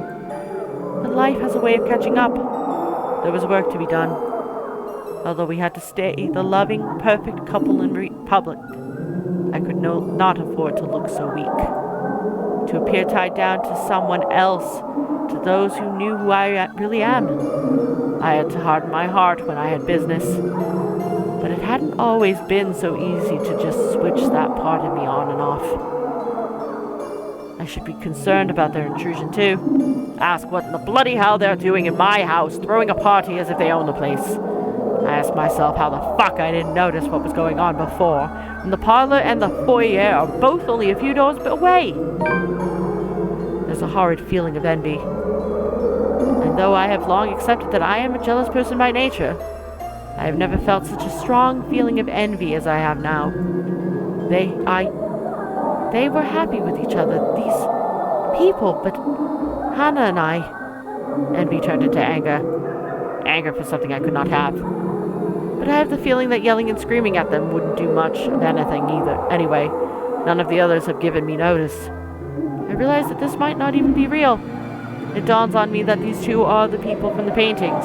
One's all over the mansion. Which makes sense.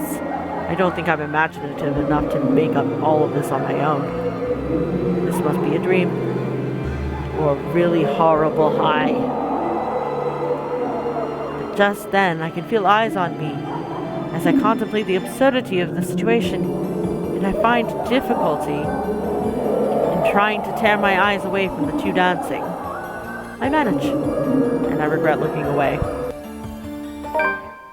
The woman from the garden stands beside me. I can hear her rattling breath, menacing and chilling.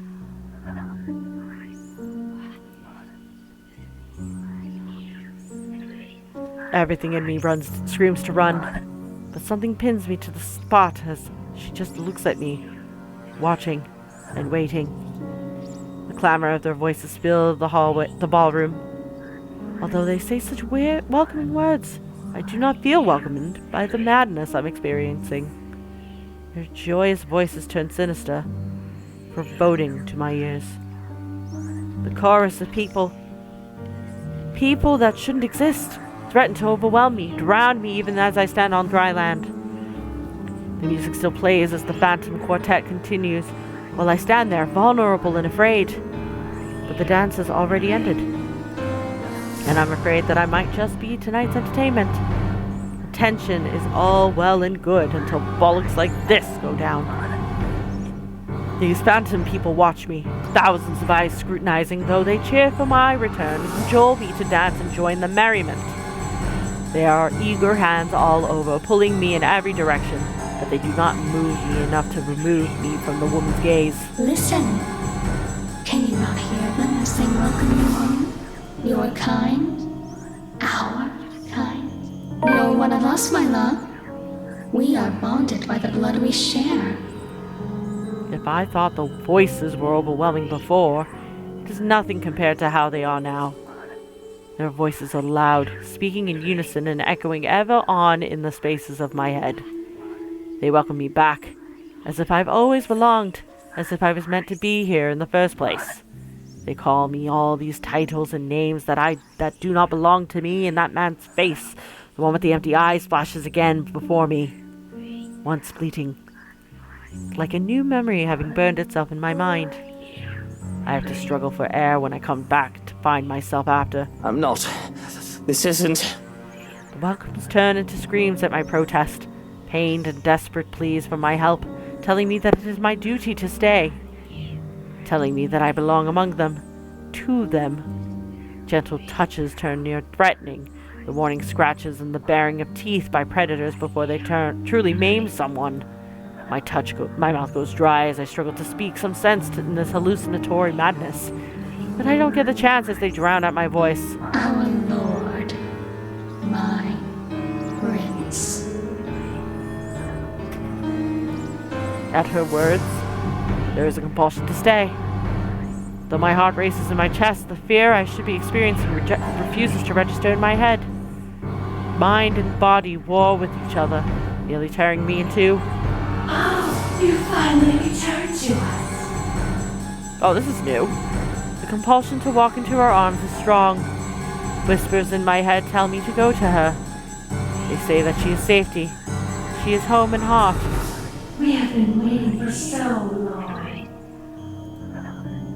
But repulsed at these thoughts, I wrench away and turn with a small gasp. Without hesitation, I start to make a run for it. I nearly falter when an angry shriek pierces the air, inhumane and monstrous. I don't dare look back. I just run. I didn't care if this is a drug-induced hallucination or not. Just run. Out of the ballroom. Out of the parlor. It is only when I bother to look back, hoping and praying to the god I scorn that it did not pursue me. I would have run all the way out of the mansion too, if only someone didn't get in my way. I collide with a body much larger than mine and fall back to the ground, head spinning as I look up at the stained glass. Turning my head to the side replaces the colorful sight with a pair of shiny black shoes. Fatigue fills every inch of my being then, making me refuse to get up. Meanwhile, a familiar head of ginger hair looks down at me in amusement. You really must look where you're going if you insist on running about. Do tell, where is the fire? Oh, thank God you're here. I do hope you don't have a concussion. Can you count backwards from 15 to 1 for me? Oh, fuck off, you wanker. Just help me up. I do not think insulting me if you do have a concussion is a smart decision. But no, really. 15 to 1. That woman, she was here.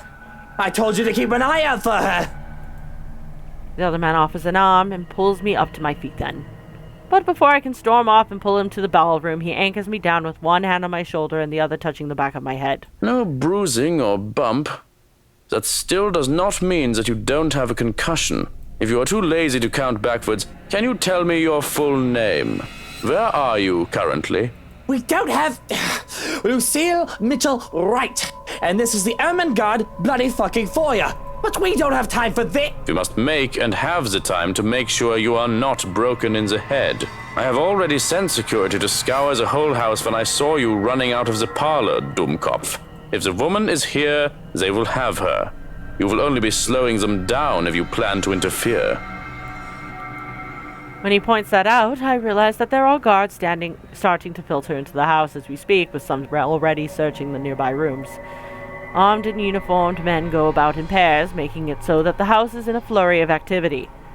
He lets go of me then, with the knowledge that I'm not going to keel over anytime soon. I was hoping that you would be tired from dealing with the young miss on my return.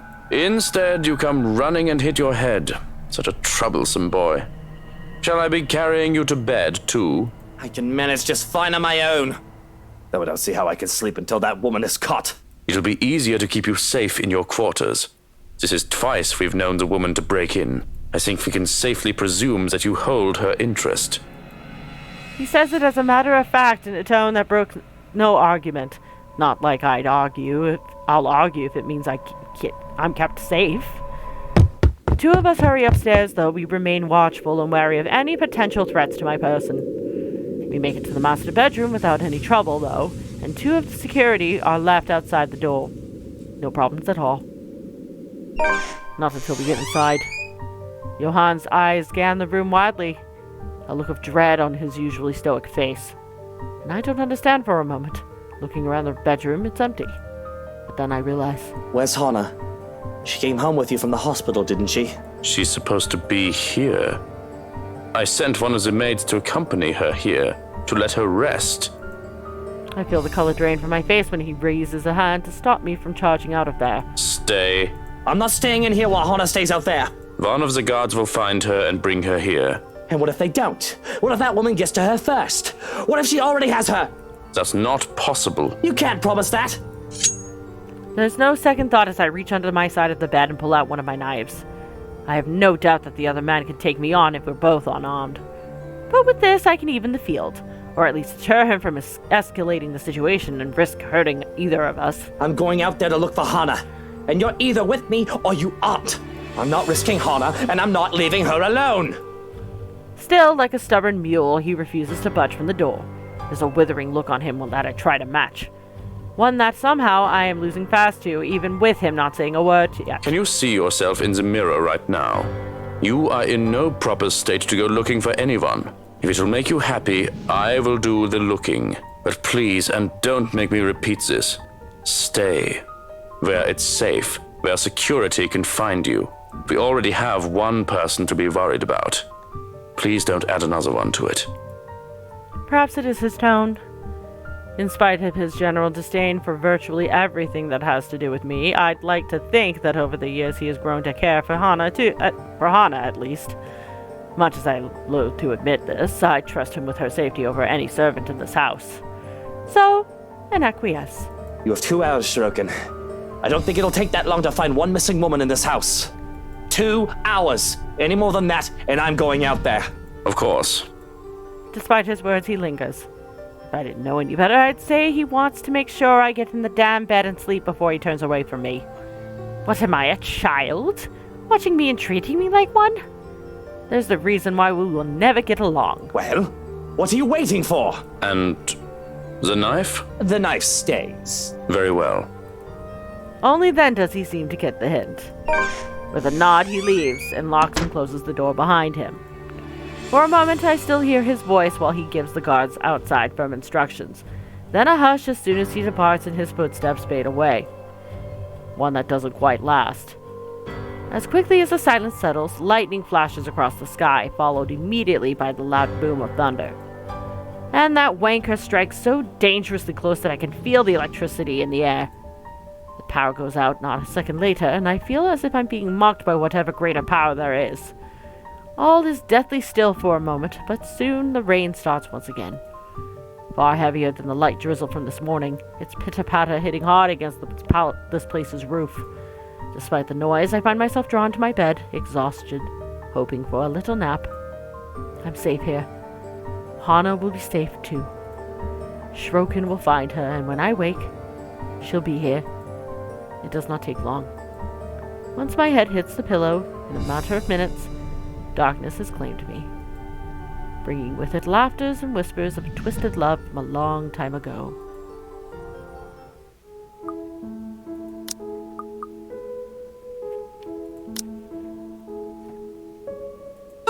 Who are you? Stay away!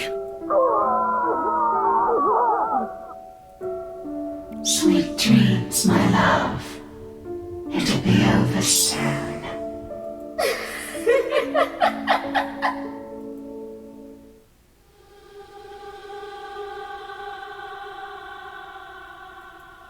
Yet, in spite of the unfamiliar voices and the unwanted touches from shadows lingering in the dark, rousing is a slow, arduous progress. Difficult. Every limb heavy with lead. No matter my aversion for the words they murmur in my ears or the sight of her horrid smile from afar, my body refuses to yield. I am at their mercy. Beyond fathomable reason, my consciousness refuses to pull for the pull of the waking world, choosing to linger in the pits of a dream, gradually drawing me deeper into unknown depths. Somehow, even if it might mean I may never open my eyes, I allow it. You do not belong there, my prince. Not that I mind getting a few extra hours, of course. The bed's more than comfortable as it is, after an exhausting day yesterday, babysitting Kylie and the stress of finding an intruder in my own home. I think I deserve a little break every once in a while, especially after going through all of that in a single day. I can only be on the receiving end of so many unacceptable things within the span of a few hours, you know. As gracious a host and person I am, my patience has its limits too. Although there's still that problem with Hana. Haven't forgotten that, of course, but that's why I hired Shrokin. He's competent enough. He won't even last a day in my service if he's any lesser than those half-wits who think they can deceive me with sweet words. He's more than capable of working on his own without guidance. Let the butler take care of that little problem with Hana while I... Hana. You do not need her. I am here. We are here. This is where your home is. Where you belong. For the blood we share. Come back to us. How long has it been since? Johannes has never taken this long before. Surely there should have been an update by now. Alright? So why isn't there? Please don't go. Bloody hell, the cretins I've surrounded myself with. And it isn't that enough reason to force myself out of bed, as it has always been the case.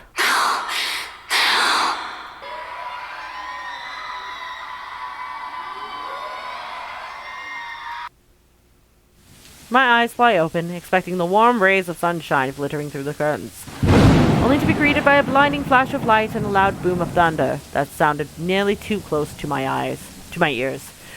Strong gusts of wind will occasionally burst in from the open balcony door, bringing in drizzles of cold rain into the room.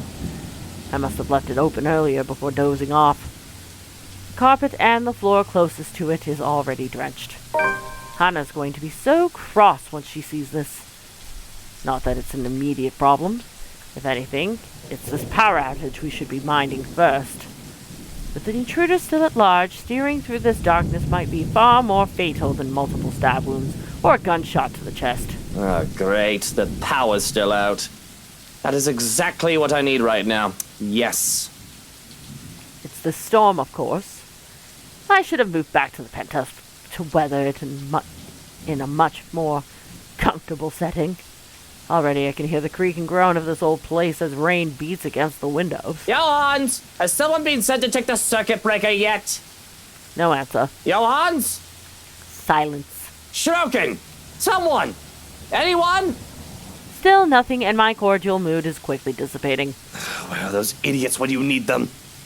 It's really a wonder why he hasn't fixed this yet. Was I really out that long? Can't be. It was only been a few hours after midnight. It's only been a few hours after midnight, if the time on my wristwatch is anything to go by. Unless I've forgotten to change it again after that last overseas trip a month ago.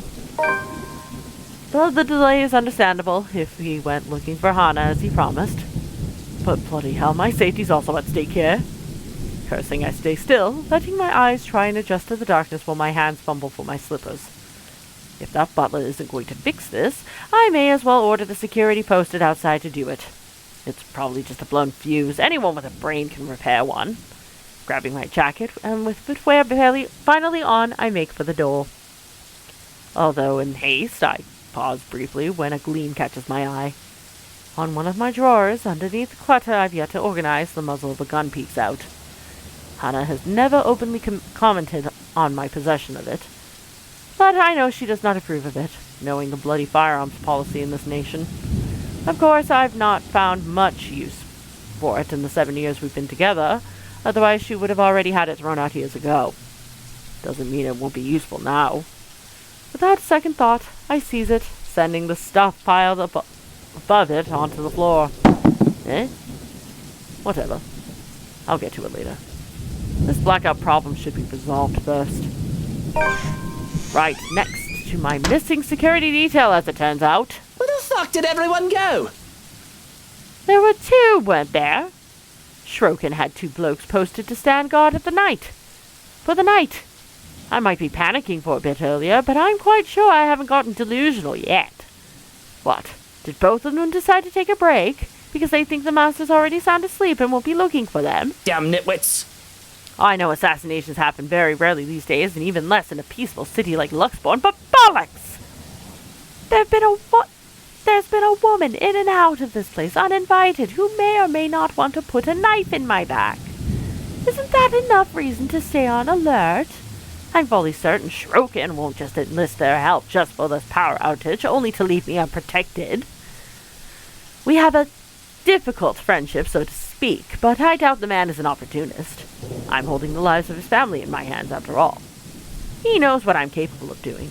He's not stupid enough to do anything that'll endanger them and save only himself. So then where?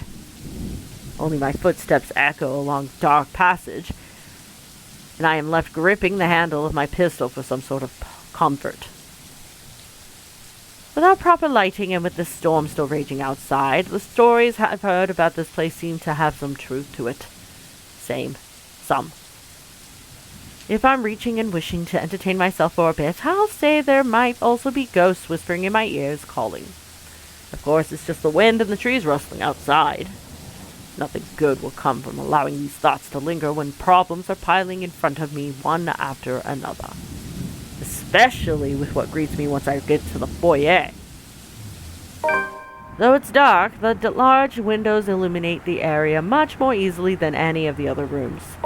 And from where I stand at the top of the stairs, I can easily make out their forms. Recognize them even.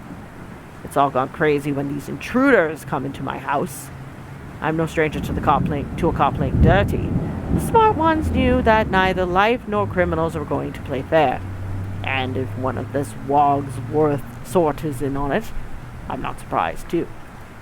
But Lily, the estate agent? She doesn't seem the sort. And Daisy too? What would Kylie think of him as pink if the poor tyke finds out about this? Not to mention Mint. Anna trusted her. I trusted her to be professional at the very least, for fuck's sake. To top it all off, they all have the nerve to look surprised when I announce my presence. Well, what have we here? If I were any less sober, I'd say this is the beginning of a joke. Bloody trespassers. What is wrong with these people? Do they really think I'll be fine with them walking into my home like this? What are they even doing in here? If I didn't know any better, they might also be behind Hannah's disappearance. That's right, my love. They must have a motive. Make them pay. And it better be a good one. For all the wrong they've done to us. Or a bullet to the head is the least all of them will deserve. Let's see. A photographer, a high school teacher, a real estate agent, an interior designer walk into a mansion. Thunder cracks once again, cutting me off. This time it hits close enough that it nearly feels as if the windows and the ground itself are rumbling. All is deathly still for a moment. I don't let it stop me, however, as I slowly make my way towards them, taking one careful step at a time, relishing the expression of fear in their eyes. I suppose there's something ominous in this setting, with the heavy rain outside and the lack of light there. I kinda like it, to be honest. Adds something to the atmosphere. Suppose I must look like the villain now. But short of me getting close to them, a noise to my left distracts me, briefly halting my movements while curiosity takes over every murmur in my head. And it's a good thing, perhaps, that I did, because as soon as I look up, I see him. Another trespasser. Great. just as he's about to jump down from the furniture that has somehow ended up piled and blocking the door to the parlor. What happened there? And did he really think it all right to do that in someone else's house? Lout. Teach him, my lord. Put him in his place. My hand's already moving before any rationale can stop me. Fingers firm at my gun when I finally release the safety from it and take aim. Not at him, but at his friends. They are his, aren't they? Why else would they all be here together? Doesn't matter. He won't let the people he cares about be harmed. My finger on the trigger's more than itching to shoot, but I hold back. Sure, I could have simply taken aim at him. But more than see him bleed, I want to see the expression on his face once he realizes everything he's doing is futile. He's trapped. Lives are in my hands. His life is in my hand. Had I known there would be a party in my own home tonight, I would have opened a bloody bottle or two. People these days, in my own home. Can you believe it? I feel so left out. I can tell the exact moment the realization dawns on him.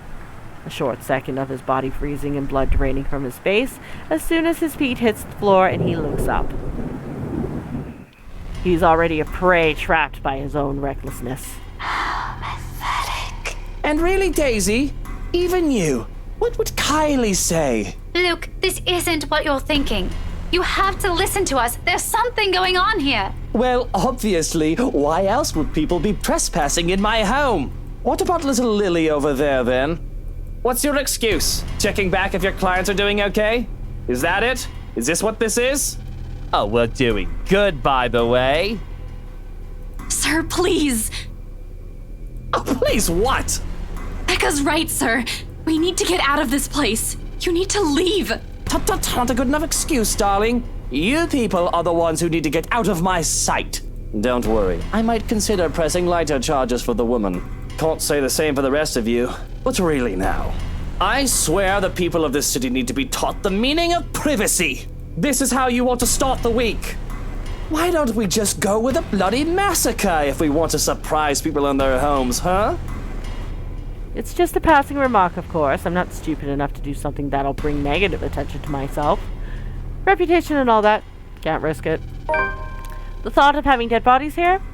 Ones that I'm not even responsible for? They're the ones who trespassed. It's already quite too much.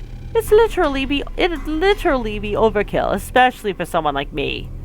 Nevertheless, joke or not, Feathers wastes no time drawing his own gun at the slight wave of my own, even if he knows it's already too late. Still, he glares at me. Still, he fights back. Now, Feathers. Manners. You're in no position to be pointing that gun at people. There's no desperation in him like I'm hoping, just an annoyance flickering shortly before being hidden underneath a challenge. The likes of him are the kind of people I hate the most. Even with their failures already glaring down at them, mocking every worthless move they make, they have the impudence to stare people in the eye. Why don't you put yours down first, and then we'll talk about manners. Oh, he talks back. The gall! You know, your kind pisses me off so much. Annoying most of the time, like a damn pest you can't be rid of. But to some degree it is commendable. I'll give him that. After all, we're almost the same in that regard. Almost. I'm still the better person, of course. He tells me to put the gun down, but I see no reason why I should. I'm a homeowner, in defense of my own home. I have the right to, I'd like to think. Questionable permanent firearms aside. It's not like I want this. But I'm already high-strung and their presence does not help. Bloody peasants. I can never seem to figure out how their mind fully works. Take this one, for example.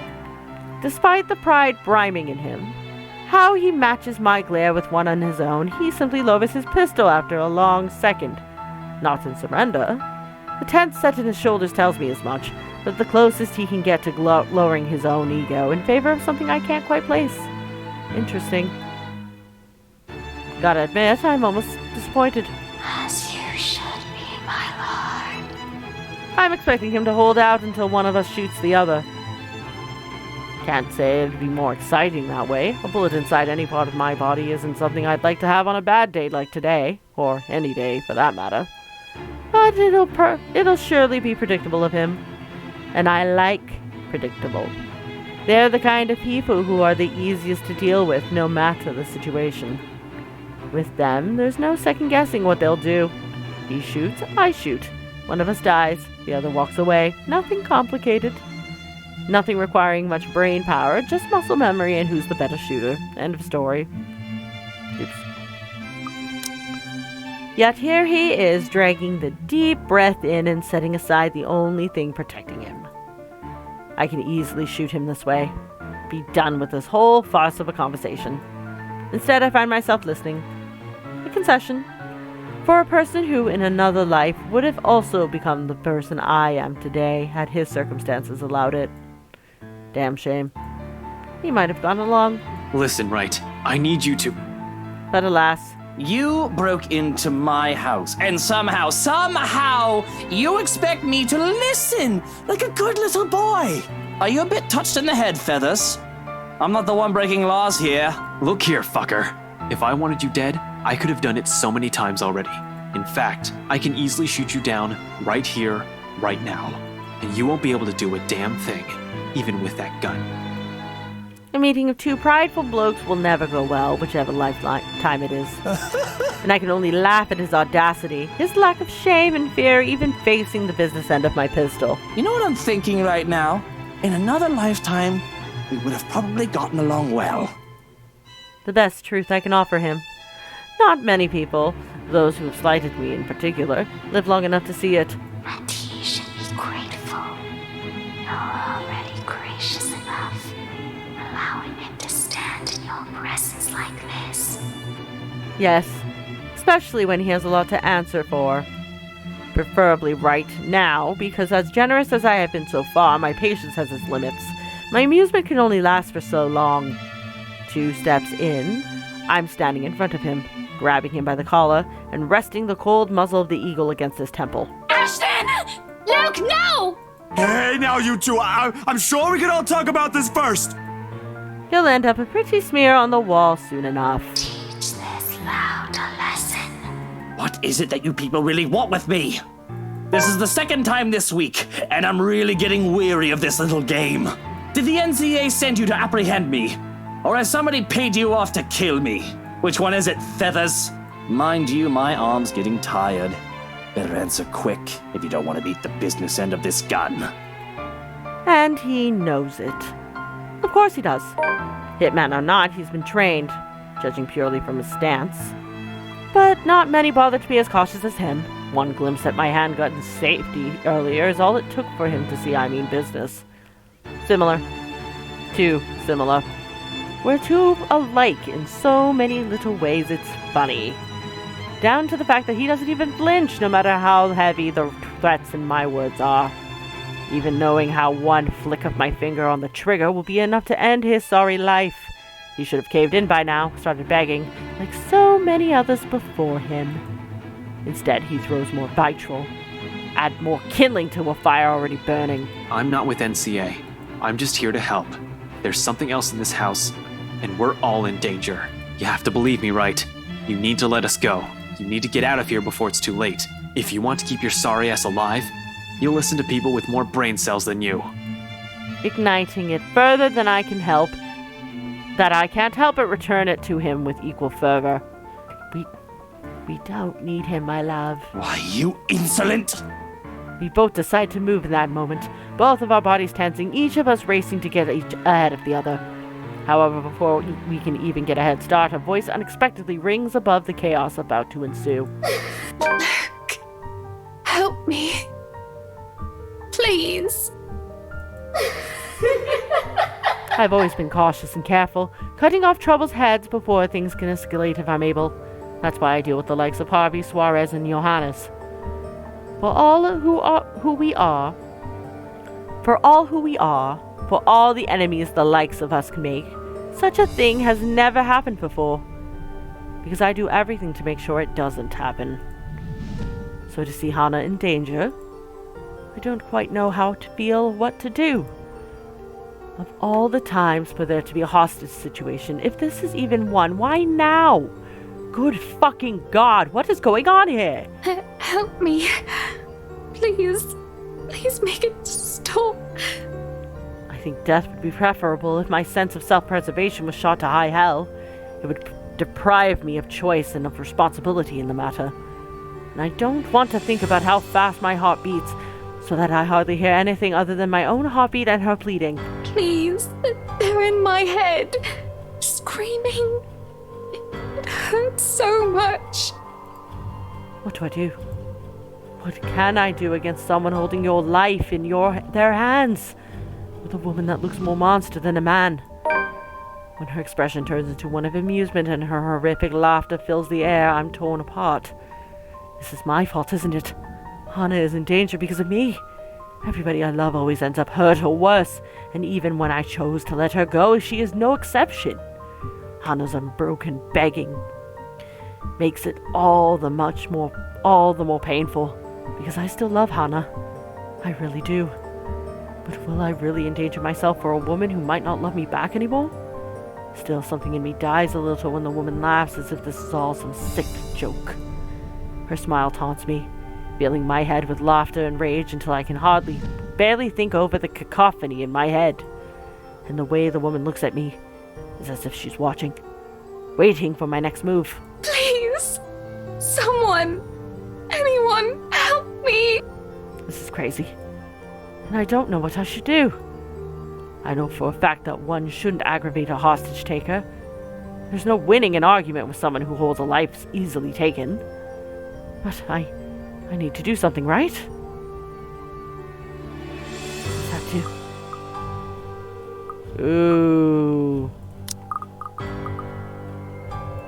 So I'm gonna save there. Because I don't want to keep quiet because I want Hana released.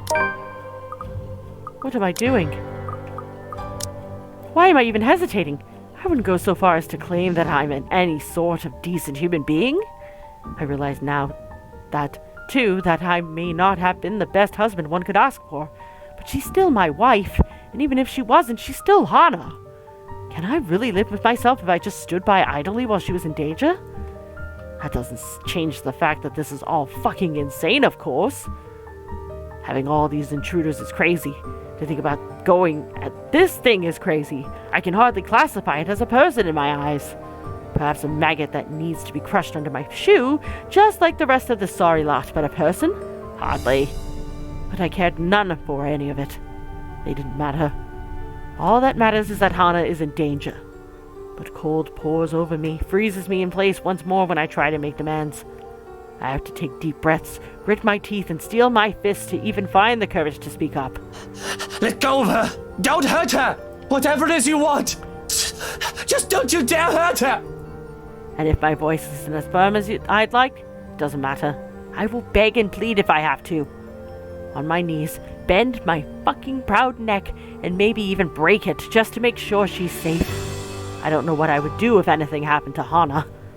The cold stillness is gone from my body, and my very skin feels like it's on fire. And I have to shout, scream at her when Hana continues to cry out in pain. What do you want? Money? Is that it? I give you however much you want. Luke, please make it stop.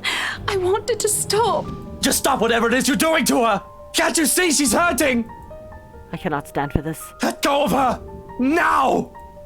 I say it with such ridiculous conviction. And of course she won't listen. Why wouldn't she? She has the upper hand here. There's no reason for her to do as I ask. But her voice is but a whisper and deathly slow. And I'm hard-pressed to hear it over the pounding of my heart in my ears. She speaks. The woman from the gardens and the servant girl from the ballroom. From the hallucinations, visions, memories, whatever they are. A hush settles over the room as we listen. She does not love you anymore. You are nothing to her. And you wish to have him back. There are no second thoughts. Be that as it may, I still love her. And I will make you rue the day you were born if you don't let her go. Life for a life. Wait, what? Though her expression doesn't change, I have this most awful feeling that it isn't the answer she was looking for. I can see how the woman's fingers tighten around Hannah's throat, hear the hitch in her breath, and I feel that I've made the worst decision in speaking out. I didn't think she would listen. And she does. A hand on Hannah's back sends her falling down the stairs. I move to catch her, and that sends us both sprawling at the foot of the stairs. With my back to the ground and her on top of me, the pain doesn't even register in my head. All I can worry about is Hannah as I pull the both of us off the ground and away from the stairs, away from her. Are you alright, Hannah? Are you hurt? It takes too long for my liking before she speaks. All she's able to do for a moment is whimper in pain, a hand to her throat. And when she does manage to speak, her voice is far too faint along with the hold she has on my arm. It's terrifying to see her like this, and to think I nearly lost her for good. Luke, I'm so sorry. I don't know what happened. She just... It's fine. It's fine. You're fine. This isn't your fault. For a moment we forget, but... You deserve each other. Hearing her voice triggers something in Hannah, and she starts to tear up. Her face contorts into one of pain and fear. But I grab her by the shoulders, keep her in place so that she can see me and only me.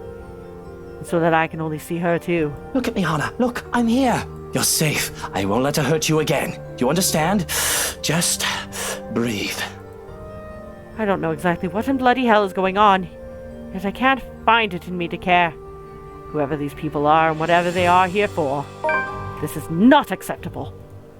For all I know, this is all some dumb charade to get to me. All the times I've seen the woman before, it could all have been an act to get to me, to get under my skin. And to think they dare hurt Hannah? For all that the fear that I had felt seeing her touch Hannah, I can only think of her as an actress in grotesque makeup. My hand still shakes, the fear not having quite gone. But anger fills me as I look at the woman, a sneer on my face. How dare you! I don't care who you are, but how dare you touch Hannah! I want you out of my house! Out before I call the police and have you put away for the rest of your miserable life! And that goes for all of you! I hold my ground firm and strong with my declaration. But the nerve of her, she just laughs in my face. A terrible, dreadful laugh that makes me feel as if there are ants crawling on my skin and maggots squirming into my ears. You are telling me to get out of your house? You threatened to lock me up. She laughs. And she laughs. What's so funny? What are you laughing at? None of this is funny! But she persists, and it almost feels like her voice is in my head. Oh, no different. No different. You're all the same. You can all suffer together. And that is when everything turns to complete and utter shite. It's a slow thing. A whisper more than a bang as the darkness creeps into every corner of the room. The walls shudder and groan. Blood runs from the ceiling, crawls down the walls, and stains the floor. It feels as if life itself is being sucked from the house slowly but surely. The beauty of the place is gone, with only the dead, decaying remains of a mansion left in its wake. I don't have time to wonder if it's just the foyer that's become this nightmarish place. I can already hear it. Gone are the growling of thunder and the lashing of rain and wind against the foyer's high windows.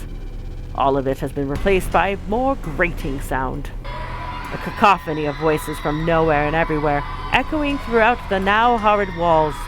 Voices that neither belong to us nor the people who live here. What's going on? Help! Please! All throughout the house, shouts of alarm and surprise ring out, a mirror to the horror creeping up in each of us. Who wouldn't be shocked? This is insane! Even Daisy, feisty woman that she is, trembles at the sight of it, clinging desperately to Lily while Steel and Feather stand protectively in front of the two.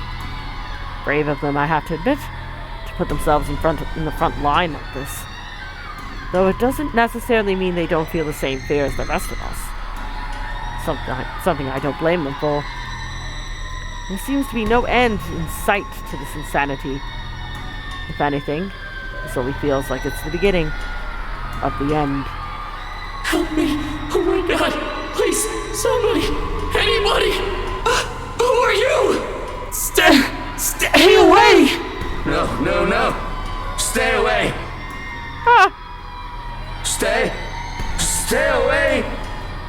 Yep, that's definitely Johann's. I think he's gone. His screams filled the mansion. She laughs all the while, harsh and agonizing sound that goes on for what feels like forever. Until there is nothing but silence, her horrid smile and pale hands reaching out to me, calling, beckoning, pleading. I'm terrified. I really am, like I should be. But I have never been one to truly stay afraid. I've long learned that fear will not get me anywhere. Cowering in a corner doesn't keep me safe, and it will not keep me alive. Not like rage does. I've learned to use this burning hate inside of me to survive. There is no difference now. Stay away from me! Why do you wish to leave? This is where you belong, my lord. Remember the blood we share? This is your home. Don't you remember? You promised to return, to stay, together with me, with us, with people no different from you. What is she talking about, Luke?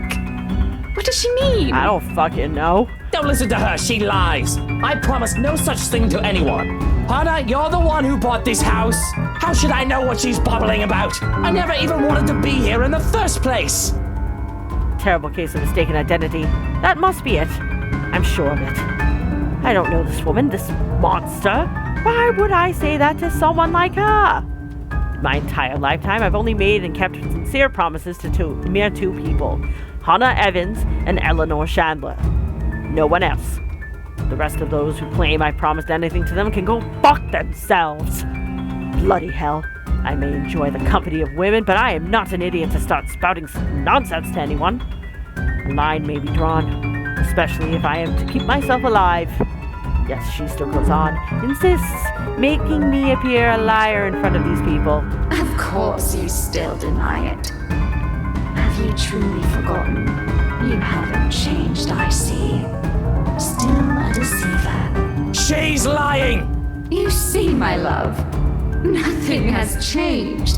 Still no difference, you and I. Just like the rest of us. Just like every single soul in this putrid wreck. We've waited for so long. You can hear them, yes. Their pleas, their calls, their invitation. Come, my lord. The house seeks its master. The monster reaches out again, her hands a gory and horrid sight, along with that smile spread across her face. My body's already moving on instinct, stumbling back one step at a time in a desperate bid to be away from her. Anything to put distance between me and this vile creature. No matter what she says, I am nothing like her. I need to get out of this house. Out of this country, preferably. There's nothing for me here, not anymore. Nothing to keep me tied to this place. With Hannah planning to leave me, Shrokin likely taken by this woman, nothing's left to bind me to this wretched city. I can leave. I can... Careful, Luke! My foot steps on something, sending me sliding on my back and flat on the floor. Beside me, a paper, familiar one, flutters down. It's this thing again, from the open house. It feels less like a gimmick and more like a threat with the recent events. It must have fallen from one of these peasants in the commotion earlier. For a moment, they appear conflicted to see it in my hands, but wisely keep their opinions to themselves, leaving the damned thing to simply bear its grisly message for everyone in the room to see. Help me. Help me. Help me. Is this it? What they've been telling us? Why everything in my life has gone to shite? Because of some stupid old letter? An invitation indeed. One I am not willing to accept. Not any time. From the top of the stairs, the creature moves again, drawing my attention back to her. Her gait remains slow and awkward as she walks forward, that smile never leaving her. But I won't give her the chance. I am not dying here. I am certainly not giving myself to a hideous creature like her either. Adrenaline kicks in, and despite panicked gasps and worried glances from Daisy's friends, I pay them no mind as I reach for the main door and, without warning, it slams open, revealing not the mansion grounds like I am expecting. Before my mind can even comprehend what's happening, black tendrils have already coiled tightly around my limbs, dragging every person in the foyer into the room. None of us even get to scream when the darkness completely envelops us upon the doors closing. Understand where your place is now, my love. You belong here. Is it so difficult to grasp? We've been waiting. There's a moment of panic when the feeling of tendrils around my limbs finally dissipates. As soon as my eyes adjust to the darkness in the room, I'm on my feet. I'm reaching for my knife and holding it out, watching, waiting for every movement, using it as a way to put distance between me and these peasants. Who knows what they'll do now? We're all desperate to get out of this house. There's only 7 of us in this room, 4 of them and friends at that. I cannot trust these people not to turn on me. Bloody hell, even Hana's giving me the same look as them now. No, Mint has already gone loon, crouching in the corner, muttering to herself. You can't really say anyone's safe from her. If anything, she is the one I should watch out for. I cannot trust anyone. Not anymore. Not after this. Despite the pleading looks, Lily shoots my way while they all huddle in the corner behind steel and feathers. But I have to remind myself that even people like her are capable of doing the unpleasant. She's only human after all. It's never an excuse. Why, even Hana has her cunning, manipulative moments, even though she does it much subtler than I. Why else would Lily show this letter to us that day if not to save herself? I guess that backfired on her now that she and her own friends are stuck here.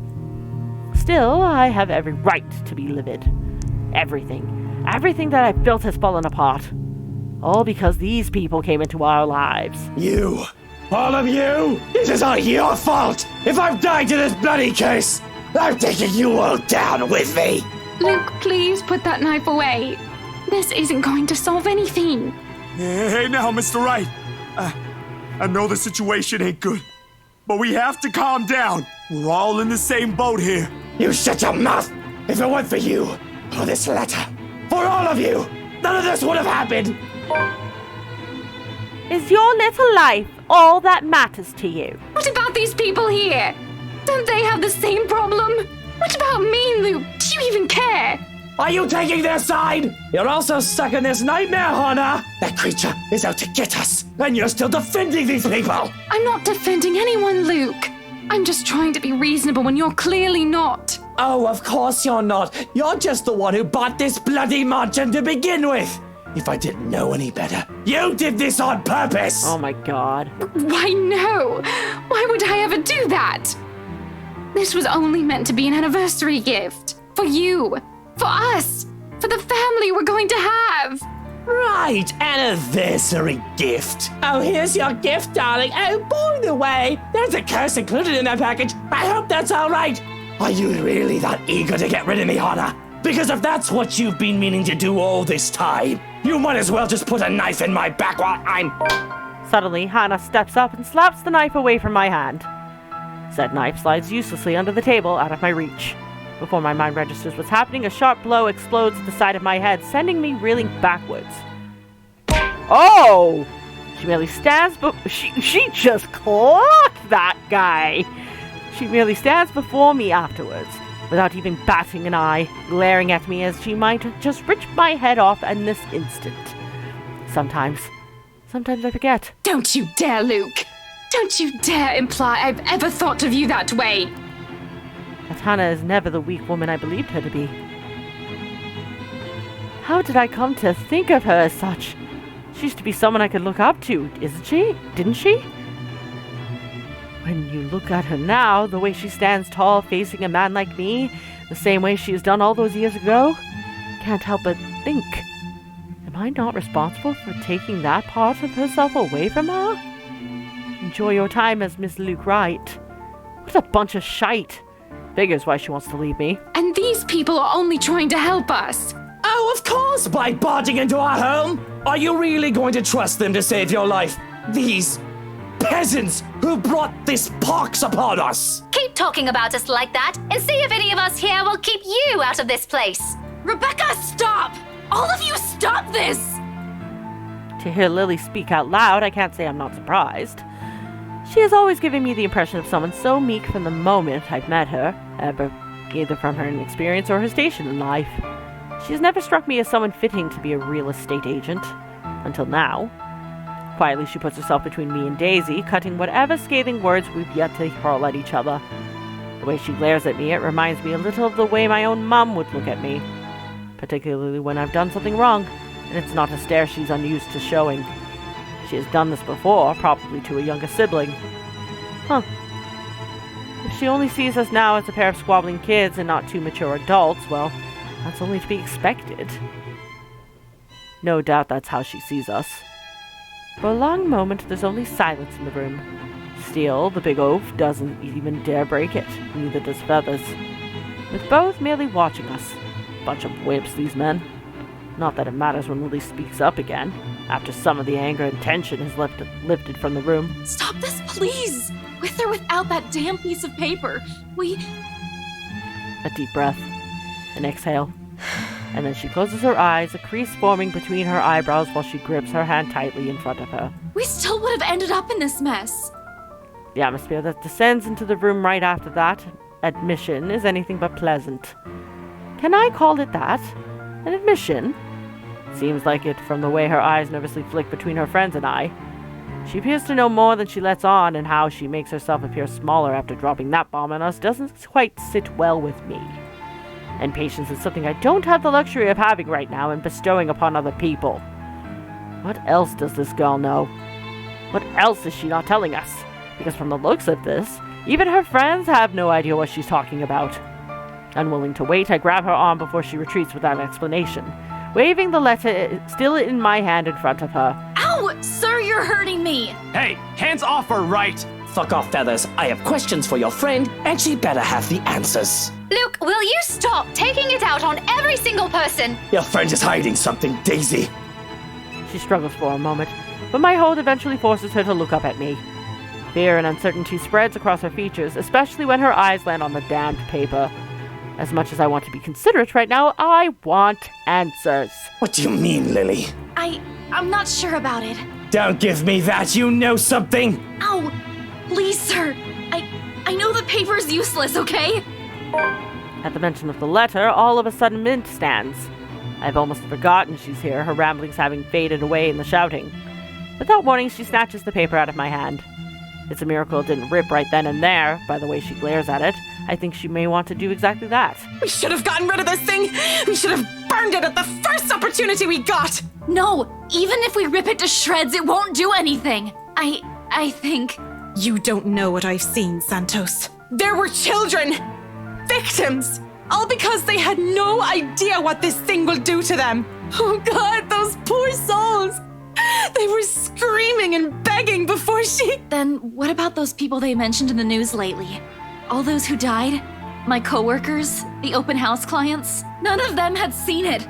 Even Rose. And yet they're all dead. I should know. That letter has been with me since I picked it up. And I swear I didn't make copies of this thing. Even if I wanted to save myself, I wouldn't do that to my friends. Or anyone. Is that what the trip to BRC was for? Yes, I'm sorry. I couldn't tell you guys until I was certain. None of you believed me the first time. I had to find proof. And yet we're all here! Are you taking me for a fool, Lily? I have to go with whiskey on this. Who knows how many has already seen this before you found it? This cursed thing has to go! We would have ended up here either way. Maybe? I really don't know. Sir, please. All I know is that paper isn't the reason why all of this is happening. There's something else that... This place. Steele has been quiet this entire time.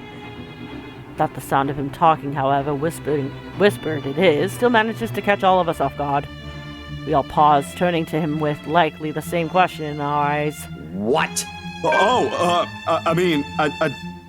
I just remembered something, a friend told me. Oh, this is new. You know, stuff about ghosts, or curses. You probably don't want to hear it. No, Zach, tell us. We need to No, know. it might be something. What about this place, Zach? There's still a moment where he hesitates, but Lily's urgings eventually spurs him into speaking. Remember what I told you the last time you and Ash visited? A few days ago? You mean what Andrew told you? Those were just stories, Zach. It might not even help. Regardless, Steele pauses while he allows Lily to remember. Soon enough, whatever it is dawns on her, and her face lights up with something like hope? Of all things, in this nightmare, hope? Her head snaps up and she reaches for Steele's arm to give it a squeeze. A reassurance or a confirmation? The meaning is lost even to Daisy, who glances at them baffled. Belle, what are you... Becca, it's this place. What? You mean, like, burn this place down? I still think we should get rid of this letter before we start thinking of destroying a place with some historical value. What? No! We are not burning a multi-million-pound mansion, you peasants! I just spent a fortune on this! Hannah? Seriously, Luke, are you really more worried about that? Buttercup, Mansion, millions! It's gonna take years getting all that money back! Well, you certainly won't be getting any of that money if you're dead. Really, Luke? Is that more important than your life? Bloody fucking hell! Not only do I have trespassers on my property, but they're also arsonists! It's not only that. Think about it. Then they proceed to tell some ridiculous narrative about the supernatural. Stories about ghosts, legends, curses born out of a great anger and pain, or whatever else people use to scare children. Not that I believe any of it, as if knowing will help. Bunch of loons, these people, officially off their rockers. To think I'd be stuck in this nightmare with people like them. What did I ever do to the world? Of course, it's all absurd until... I think it's just like what the professor guy said. Just like that old story. This mansion and some other thing might be keeping her here. You know, something he wanted in life, but never got to have. Something like that. Or maybe it's not something, Zachary. Someone? The who doesn't have to be uttered out loud. There's only one person in this room who that woman calls for. Oh! Every single one of them has heard it. Bloody hell, it's in the reluctant shift in Daisy's eyes when they flicker over to me, though only briefly. She's also holding information on her own, or perhaps a realization she just had. Doesn't matter. I know when people are slowly starting to turn on me. How do they think I lasted in this cutthroat world? Betray them before they do the same thing to you. Put a knife in their back before they can act. Kill or be killed. Survival in a nutshell. What now? Are they going to throw me at the creature? See what happens to save themselves? I am no fool. No. You're all in on this, aren't you? Are you people implying that my husband, that we should just... Of course! Of fucking course! Luke, that isn't what I... Are you all going to stoop that low? It's nothing like that, Ash. All we're saying is that maybe he might be able to do something about this. Drop it, you guys. We're not leaving anyone here. Just like that. The bickering begins anew. Bloody peasants. My head's already aching just listening to them. To think this is all the solution they come up with. I should have just stabbed all of them and made a run for it. Doesn't help that with each second we spend talking here, the crazier this whole place starts to get. Voices have become louder and somehow sounding more vicious. If the things in this room start floating, mark my words, I will fucking flip out. They will not be thinking of it right now, but eventually, they'll turn on me. Such is the nature of humans. Better find a way out of this place as soon as possible if I want to stay alive. Fuck, I still have so much to do. None of our choices seem sound, but who knows? We don't understand a shite about this place. Might as well try everything, yeah? Whatever works. If I also have to be the one to make that bloody decision, then so be it. Less room for errors with the only sane one doing the thinking. On an off chance I'm wrong, well, they suggested it. I decide to burn the letter. And it's an easy decision to make, especially with these cries getting louder. I'm getting tired of it, really. I simply have to act fast. Think fast. What else is the root cause of our problems but that letter? No need to make things more complicated to start from there. Why won't it end there?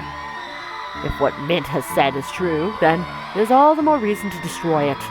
Put an end to this madness before anyone can think of passing it on to someone else. Before the situation can stretch on far too long for my taste, I snatch the blasted paper away. Give me that. For a second, she appears offended, until I take out Mum's lighter. The sight of it shuts them all up. But I have no need for their opinion. In the next moment, I'm already burning the letter on fire. and it doesn't take long for the thing to catch fire. It's old, for heaven's sake. Though I make sure none of the ashes end up on anything flammable. It'd be an inferno inside the study with all the books and documents stored here. Not that a big flame's anything to worry about in this case. In fact, in a matter of minutes, the damn thing is turned to ashes on the floor. With nothing left to burn through, the fire dies. Fades into thin air in a whiff of smoke, leaving only the awful scent of burnt paper in the room. But as the last of the paper turns into cinders, a sharp, agonized wail echoes from somewhere in the mansion before quickly dying out, taking with her the horrors she has brought upon the mansion. Slowly, before her eyes, the mansion changes again. Blood fading from the walls, ceilings, and the floor, returning the place to its old beauty. Gone is the darkness, quickly replaced by the artificial lights in the room. Even the smell of blood and gore has completely disappeared from the room. Perhaps the only thing undesirable left are the dumbfounded looks they are giving me. See? Wasn't that easy? For fuck's sake, you people need to get your heads checked. How did you all make it this far in life with that kind of thinking? Well, you can all thank me later for this. You may now show yourselves out of my property before I call the police on you simpletons. I walk out of the study without a single glance back at them, more than eager to finally get fresh air. They can find their own way out of this place, I'm sure. I better not catch them here again, though, or I will not be happy. Outside, there is only silence. Deafening. Still. Same hush that comes from a terrible storm has swept the countryside. And with it, from the wide open windows, is the sight of the sun rising above the horizon. Ever so slowly, the sky begins to lighten before my eyes. Darkness giving way to the warm morning hues, soft rays spilling over the vast expanse of Luxbourne's countryside. Nearby, the trees sway and rustle with the breeze, a passing draft that carries even into this room from outside, cold enough to make me shiver. The remains of a storm that has passed. In the distance I can hear the soft chirping of birds, while the rest of the world stirs, wakes. Dawn at last. We are free.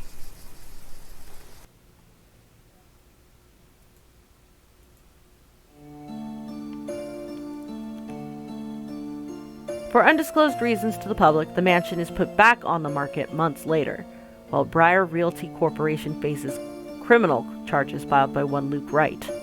After the news of the lawsuit broke out and the realty company's declaration of bankruptcy, rumors quickly spread across Luxbourne City. But for those who still believe in the stories of the old, and those who know the truth, it is but a testament to the curses and the secrets of the Ermengarde Mansion has hidden for centuries. If there will come a time those will finally be revealed, only the hollowed halls of the mansion know. To this day, it stands silent. However, on nights when the wind howls and thunder booms across the sky, some still claim hearing of voices within, of cries and wails that fill the night and desperate calls of help for anyone who dares listen. As for those who once tread its halls, after a period of brief separation, Hannah Wright returns to Luke Wright's side. Not without his fair share of challenges, of course, especially for Luke. But for the sake of their children, he tries, although the man still fears fatherhood, afraid of becoming like his father was to him. However, with a little help from Hannah, he eventually comes around, especially when the twins are born. He's still far from being a good father. He thinks he will never be. He never will be. There are parts of him that will always remain unpleasant and will exacerbate Hannah to no end. But even someone like him sees the joy in this, in having a family. For the first time in a long while, he admits he's content. They're happy. Months after her recovery, Marianne McCullough heads back to her homeland, ready to close a chapter of the past she has left hanging for so long. There, she visits Lorraine's grave, asking for forgiveness from the girl she once loved, something she has intentionally avoided for years. Although the terror of what she has witnessed inside the Ermengarde Mansion still clings to her, she bravely chooses to move on from it, turning a new leaf by focusing on a new branch of her interior design company and leaving her interior design company in Luxbourne in the hands of her secretary instead. Although she never returns to the city after, she is frequently seen visiting to check on people she has become acquainted with in her years there. Having finally accepted herself, she won't deny she's in a happier place now. Despite having the Ireland branch of her interior design company her focus now, Marianne continues to cater to her most avid patrons in Luxbourne when requested. And after her work in the Ermengarde Mansion, the Wright couple, particularly Hannah Wright, have never trusted another to handle the design for any of the places they own. Upon moving to their new place after giving birth to hers and Luke's children, Marianne's name is the first thing she calls, while the woman is quick to fly back to the city at the socialite's summons. Not only helping with the decorations of their new place, but also assisting with the renovations, much to Hannah's delight. Since then, the two women have kept a close friendship. Often they can be seen going around town together when Marianne's in town, and Hannah can be heard recommending the designer to her peers during parties. In a city often kept an ear out for any gossip, one can't deny that both women have found a confidant in the other. With help from family and friends, Zach Steele is soon able to open a photography studio of his own, something he has only dreamed of having as a child. Although he still hopes to get back to making indie films someday, client work and small projects has kept him mostly busy. Hectic as it may be, he can only be glad for the amount of work pouring in. It has made moving on from the incident in the Ermengarde Mansion easier, if not faster. But while there are still nightmares, with support from his family, his doctor, and his own drive, the dark images have finally turned into pleasant dreams.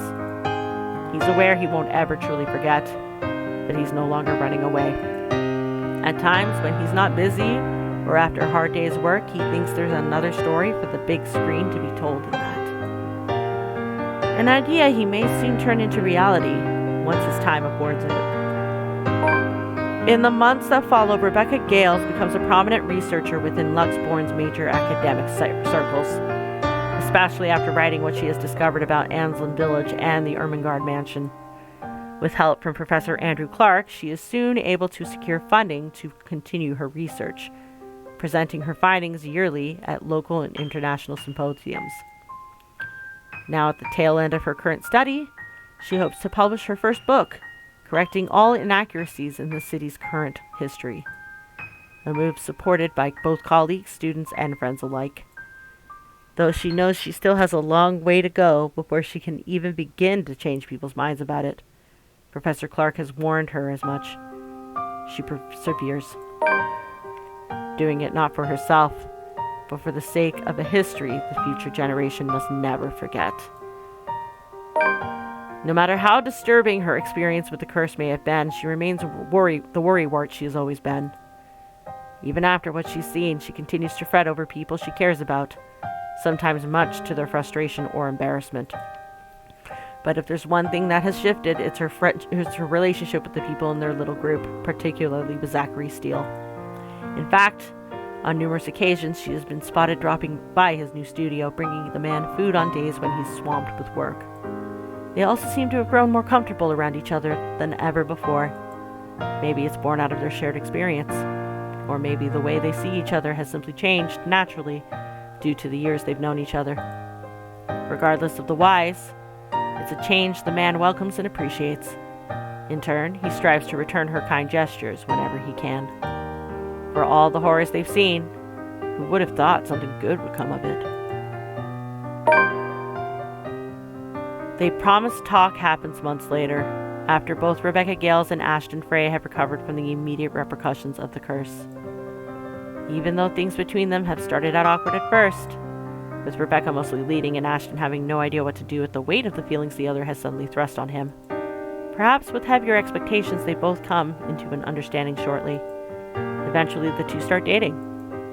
To no one's surprise, particularly those who have already gleaned of the redhead's feelings for the man years ago. Usually they can be spotted together while on a trip downtown, when they aren't busy with their respective jobs or life does not get in the way. It isn't exactly sunshine and rainbows like she has imagined all those years. Sometimes their conflicting tempers get in the way. In another, it's their different opinions. But with patience instead of a spat, they both try to work through their differences. Slowly. One gradual step after another. Learning as they go. There's a different road ahead of them. Rebecca knows they're still quite a ways off from the fairy tale ending she has long dreamed of with him. But at the end of it, she thinks they're both happy, even if Ashton rarely says anything. He's always been that way after all. This has been a long time coming, and after everything they've both gone through since childhood, they deserve to have this respite together. Feels like he's settled. Amid her struggles, Rebecca finds an unlikely companion in Luke Wright. While being a father has kept him busy nowadays, he still manages to make time for his goddaughter Kylie Suarez, though the man still won't admit it when asked. Rebecca still regards the man as insufferable. She doubts it'll ever change. But after all she's seen, much as she denies it, she now considers his presence the closest thing she has to comfort. A similar sentiment the businessman seems to hold, even confiding in the woman of his own problems and fears, things he couldn't voice out to his wife. Their friendship may be awkward at best, but with the grim reality of death having once shadowed over the two of them, it's something they eventually grow fond of in time.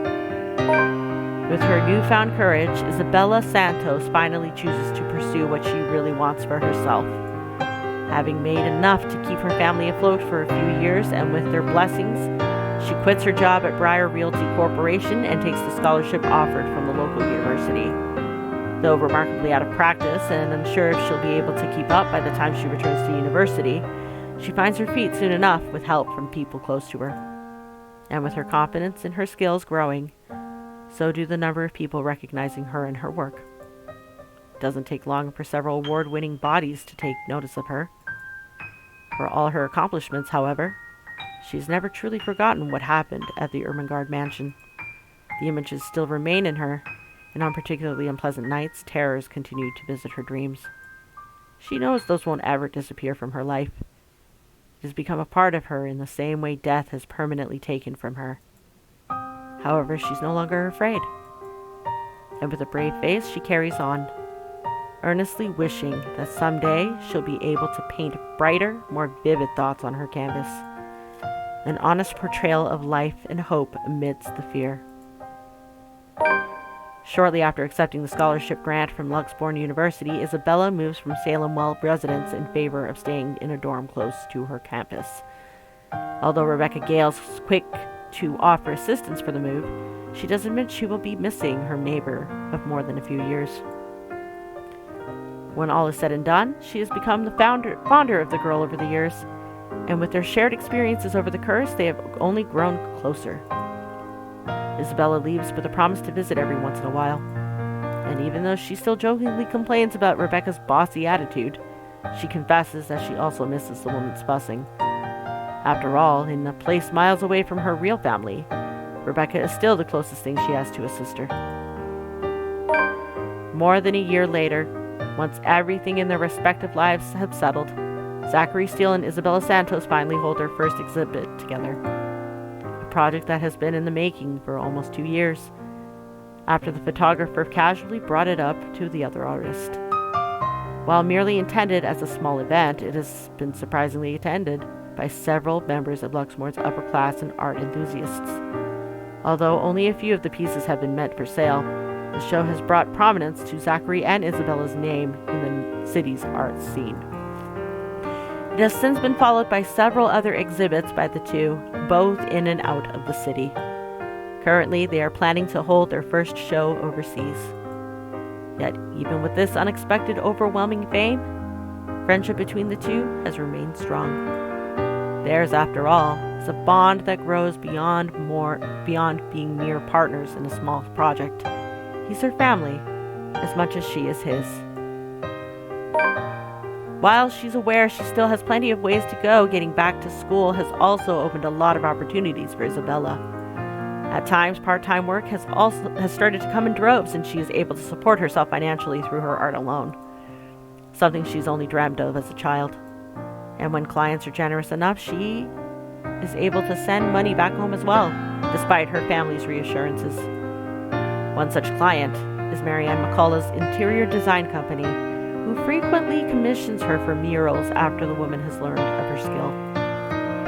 Though at times she finds it difficult to keep up with the interior designer's standards for quality, it's a job and a challenge she's only too happy to accept, if it means doing what she loves.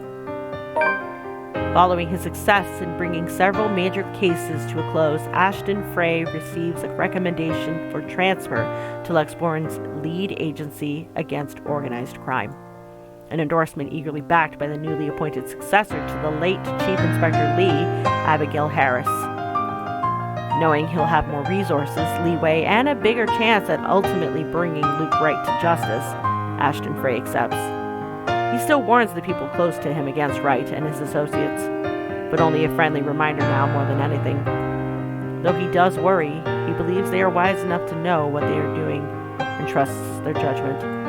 For now, he has decided to leave the evidence and the law to speak for itself and take care of the man once the proper time comes.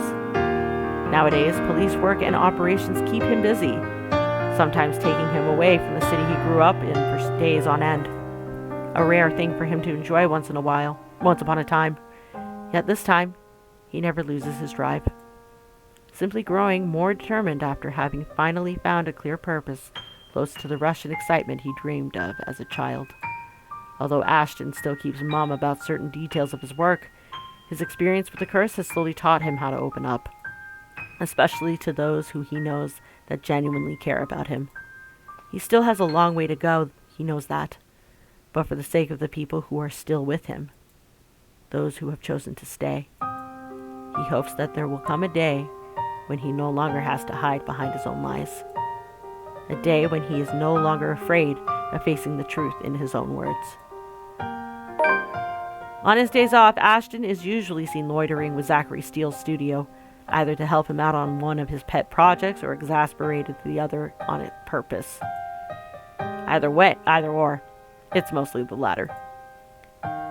At certain times, he'll volunteer to model for one of Zach's projects in spite of the photographer's reassurances that it's not needed. Regardless, Ashton insists, before complaining of how meticulous the whole process is hours later, to Zach's utter amusement. Though sometimes they make into small trivial arguments, things have stayed cordial between the two. If anything, the ordeal they've gone through has merely strengthened a friendship the detective didn't expect to find in anyone. Between the literary trauma and their measly attempts at normalcy, it takes a few months for Ashton Frey and Isabella Santos to return to how they used to be. Of several weeks trying to find themselves amidst the horrible images and unwanted dreams in their heads.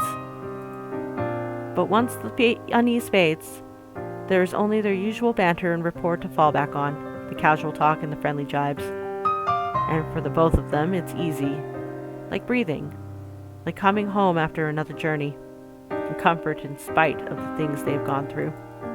Their days may still be filled with petty arguments and light teasing, but in the aftermath, when all has been said and done, something constant has already been forged between them.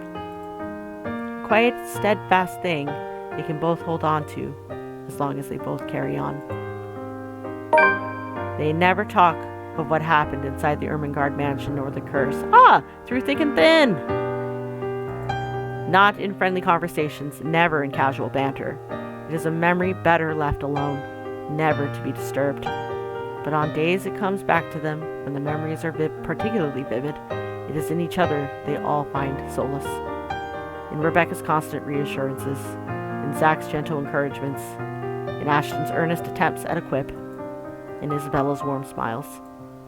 A slight squeeze on their shoulders, a tight grip on their hands until the unease finally subsides. The curse may have taken a lot out of them, but this, the friendship, is the one thing that remains, endures.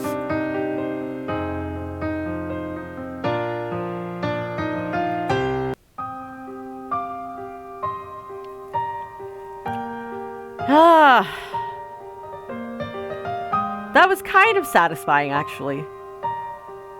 But at the same time, I'm not quite sure it was actually the true ending. We'll find out in a minute. 1 minute later. Let's take a look at the gallery, because we'll find out for sure. CGI's epilogues. No, it wasn't. It was not the true ending. It was absolutely not the true ending. Interesting. Well, shit. Okay, so I think I might actually have to look this up. Got a lot of friendship ones, though.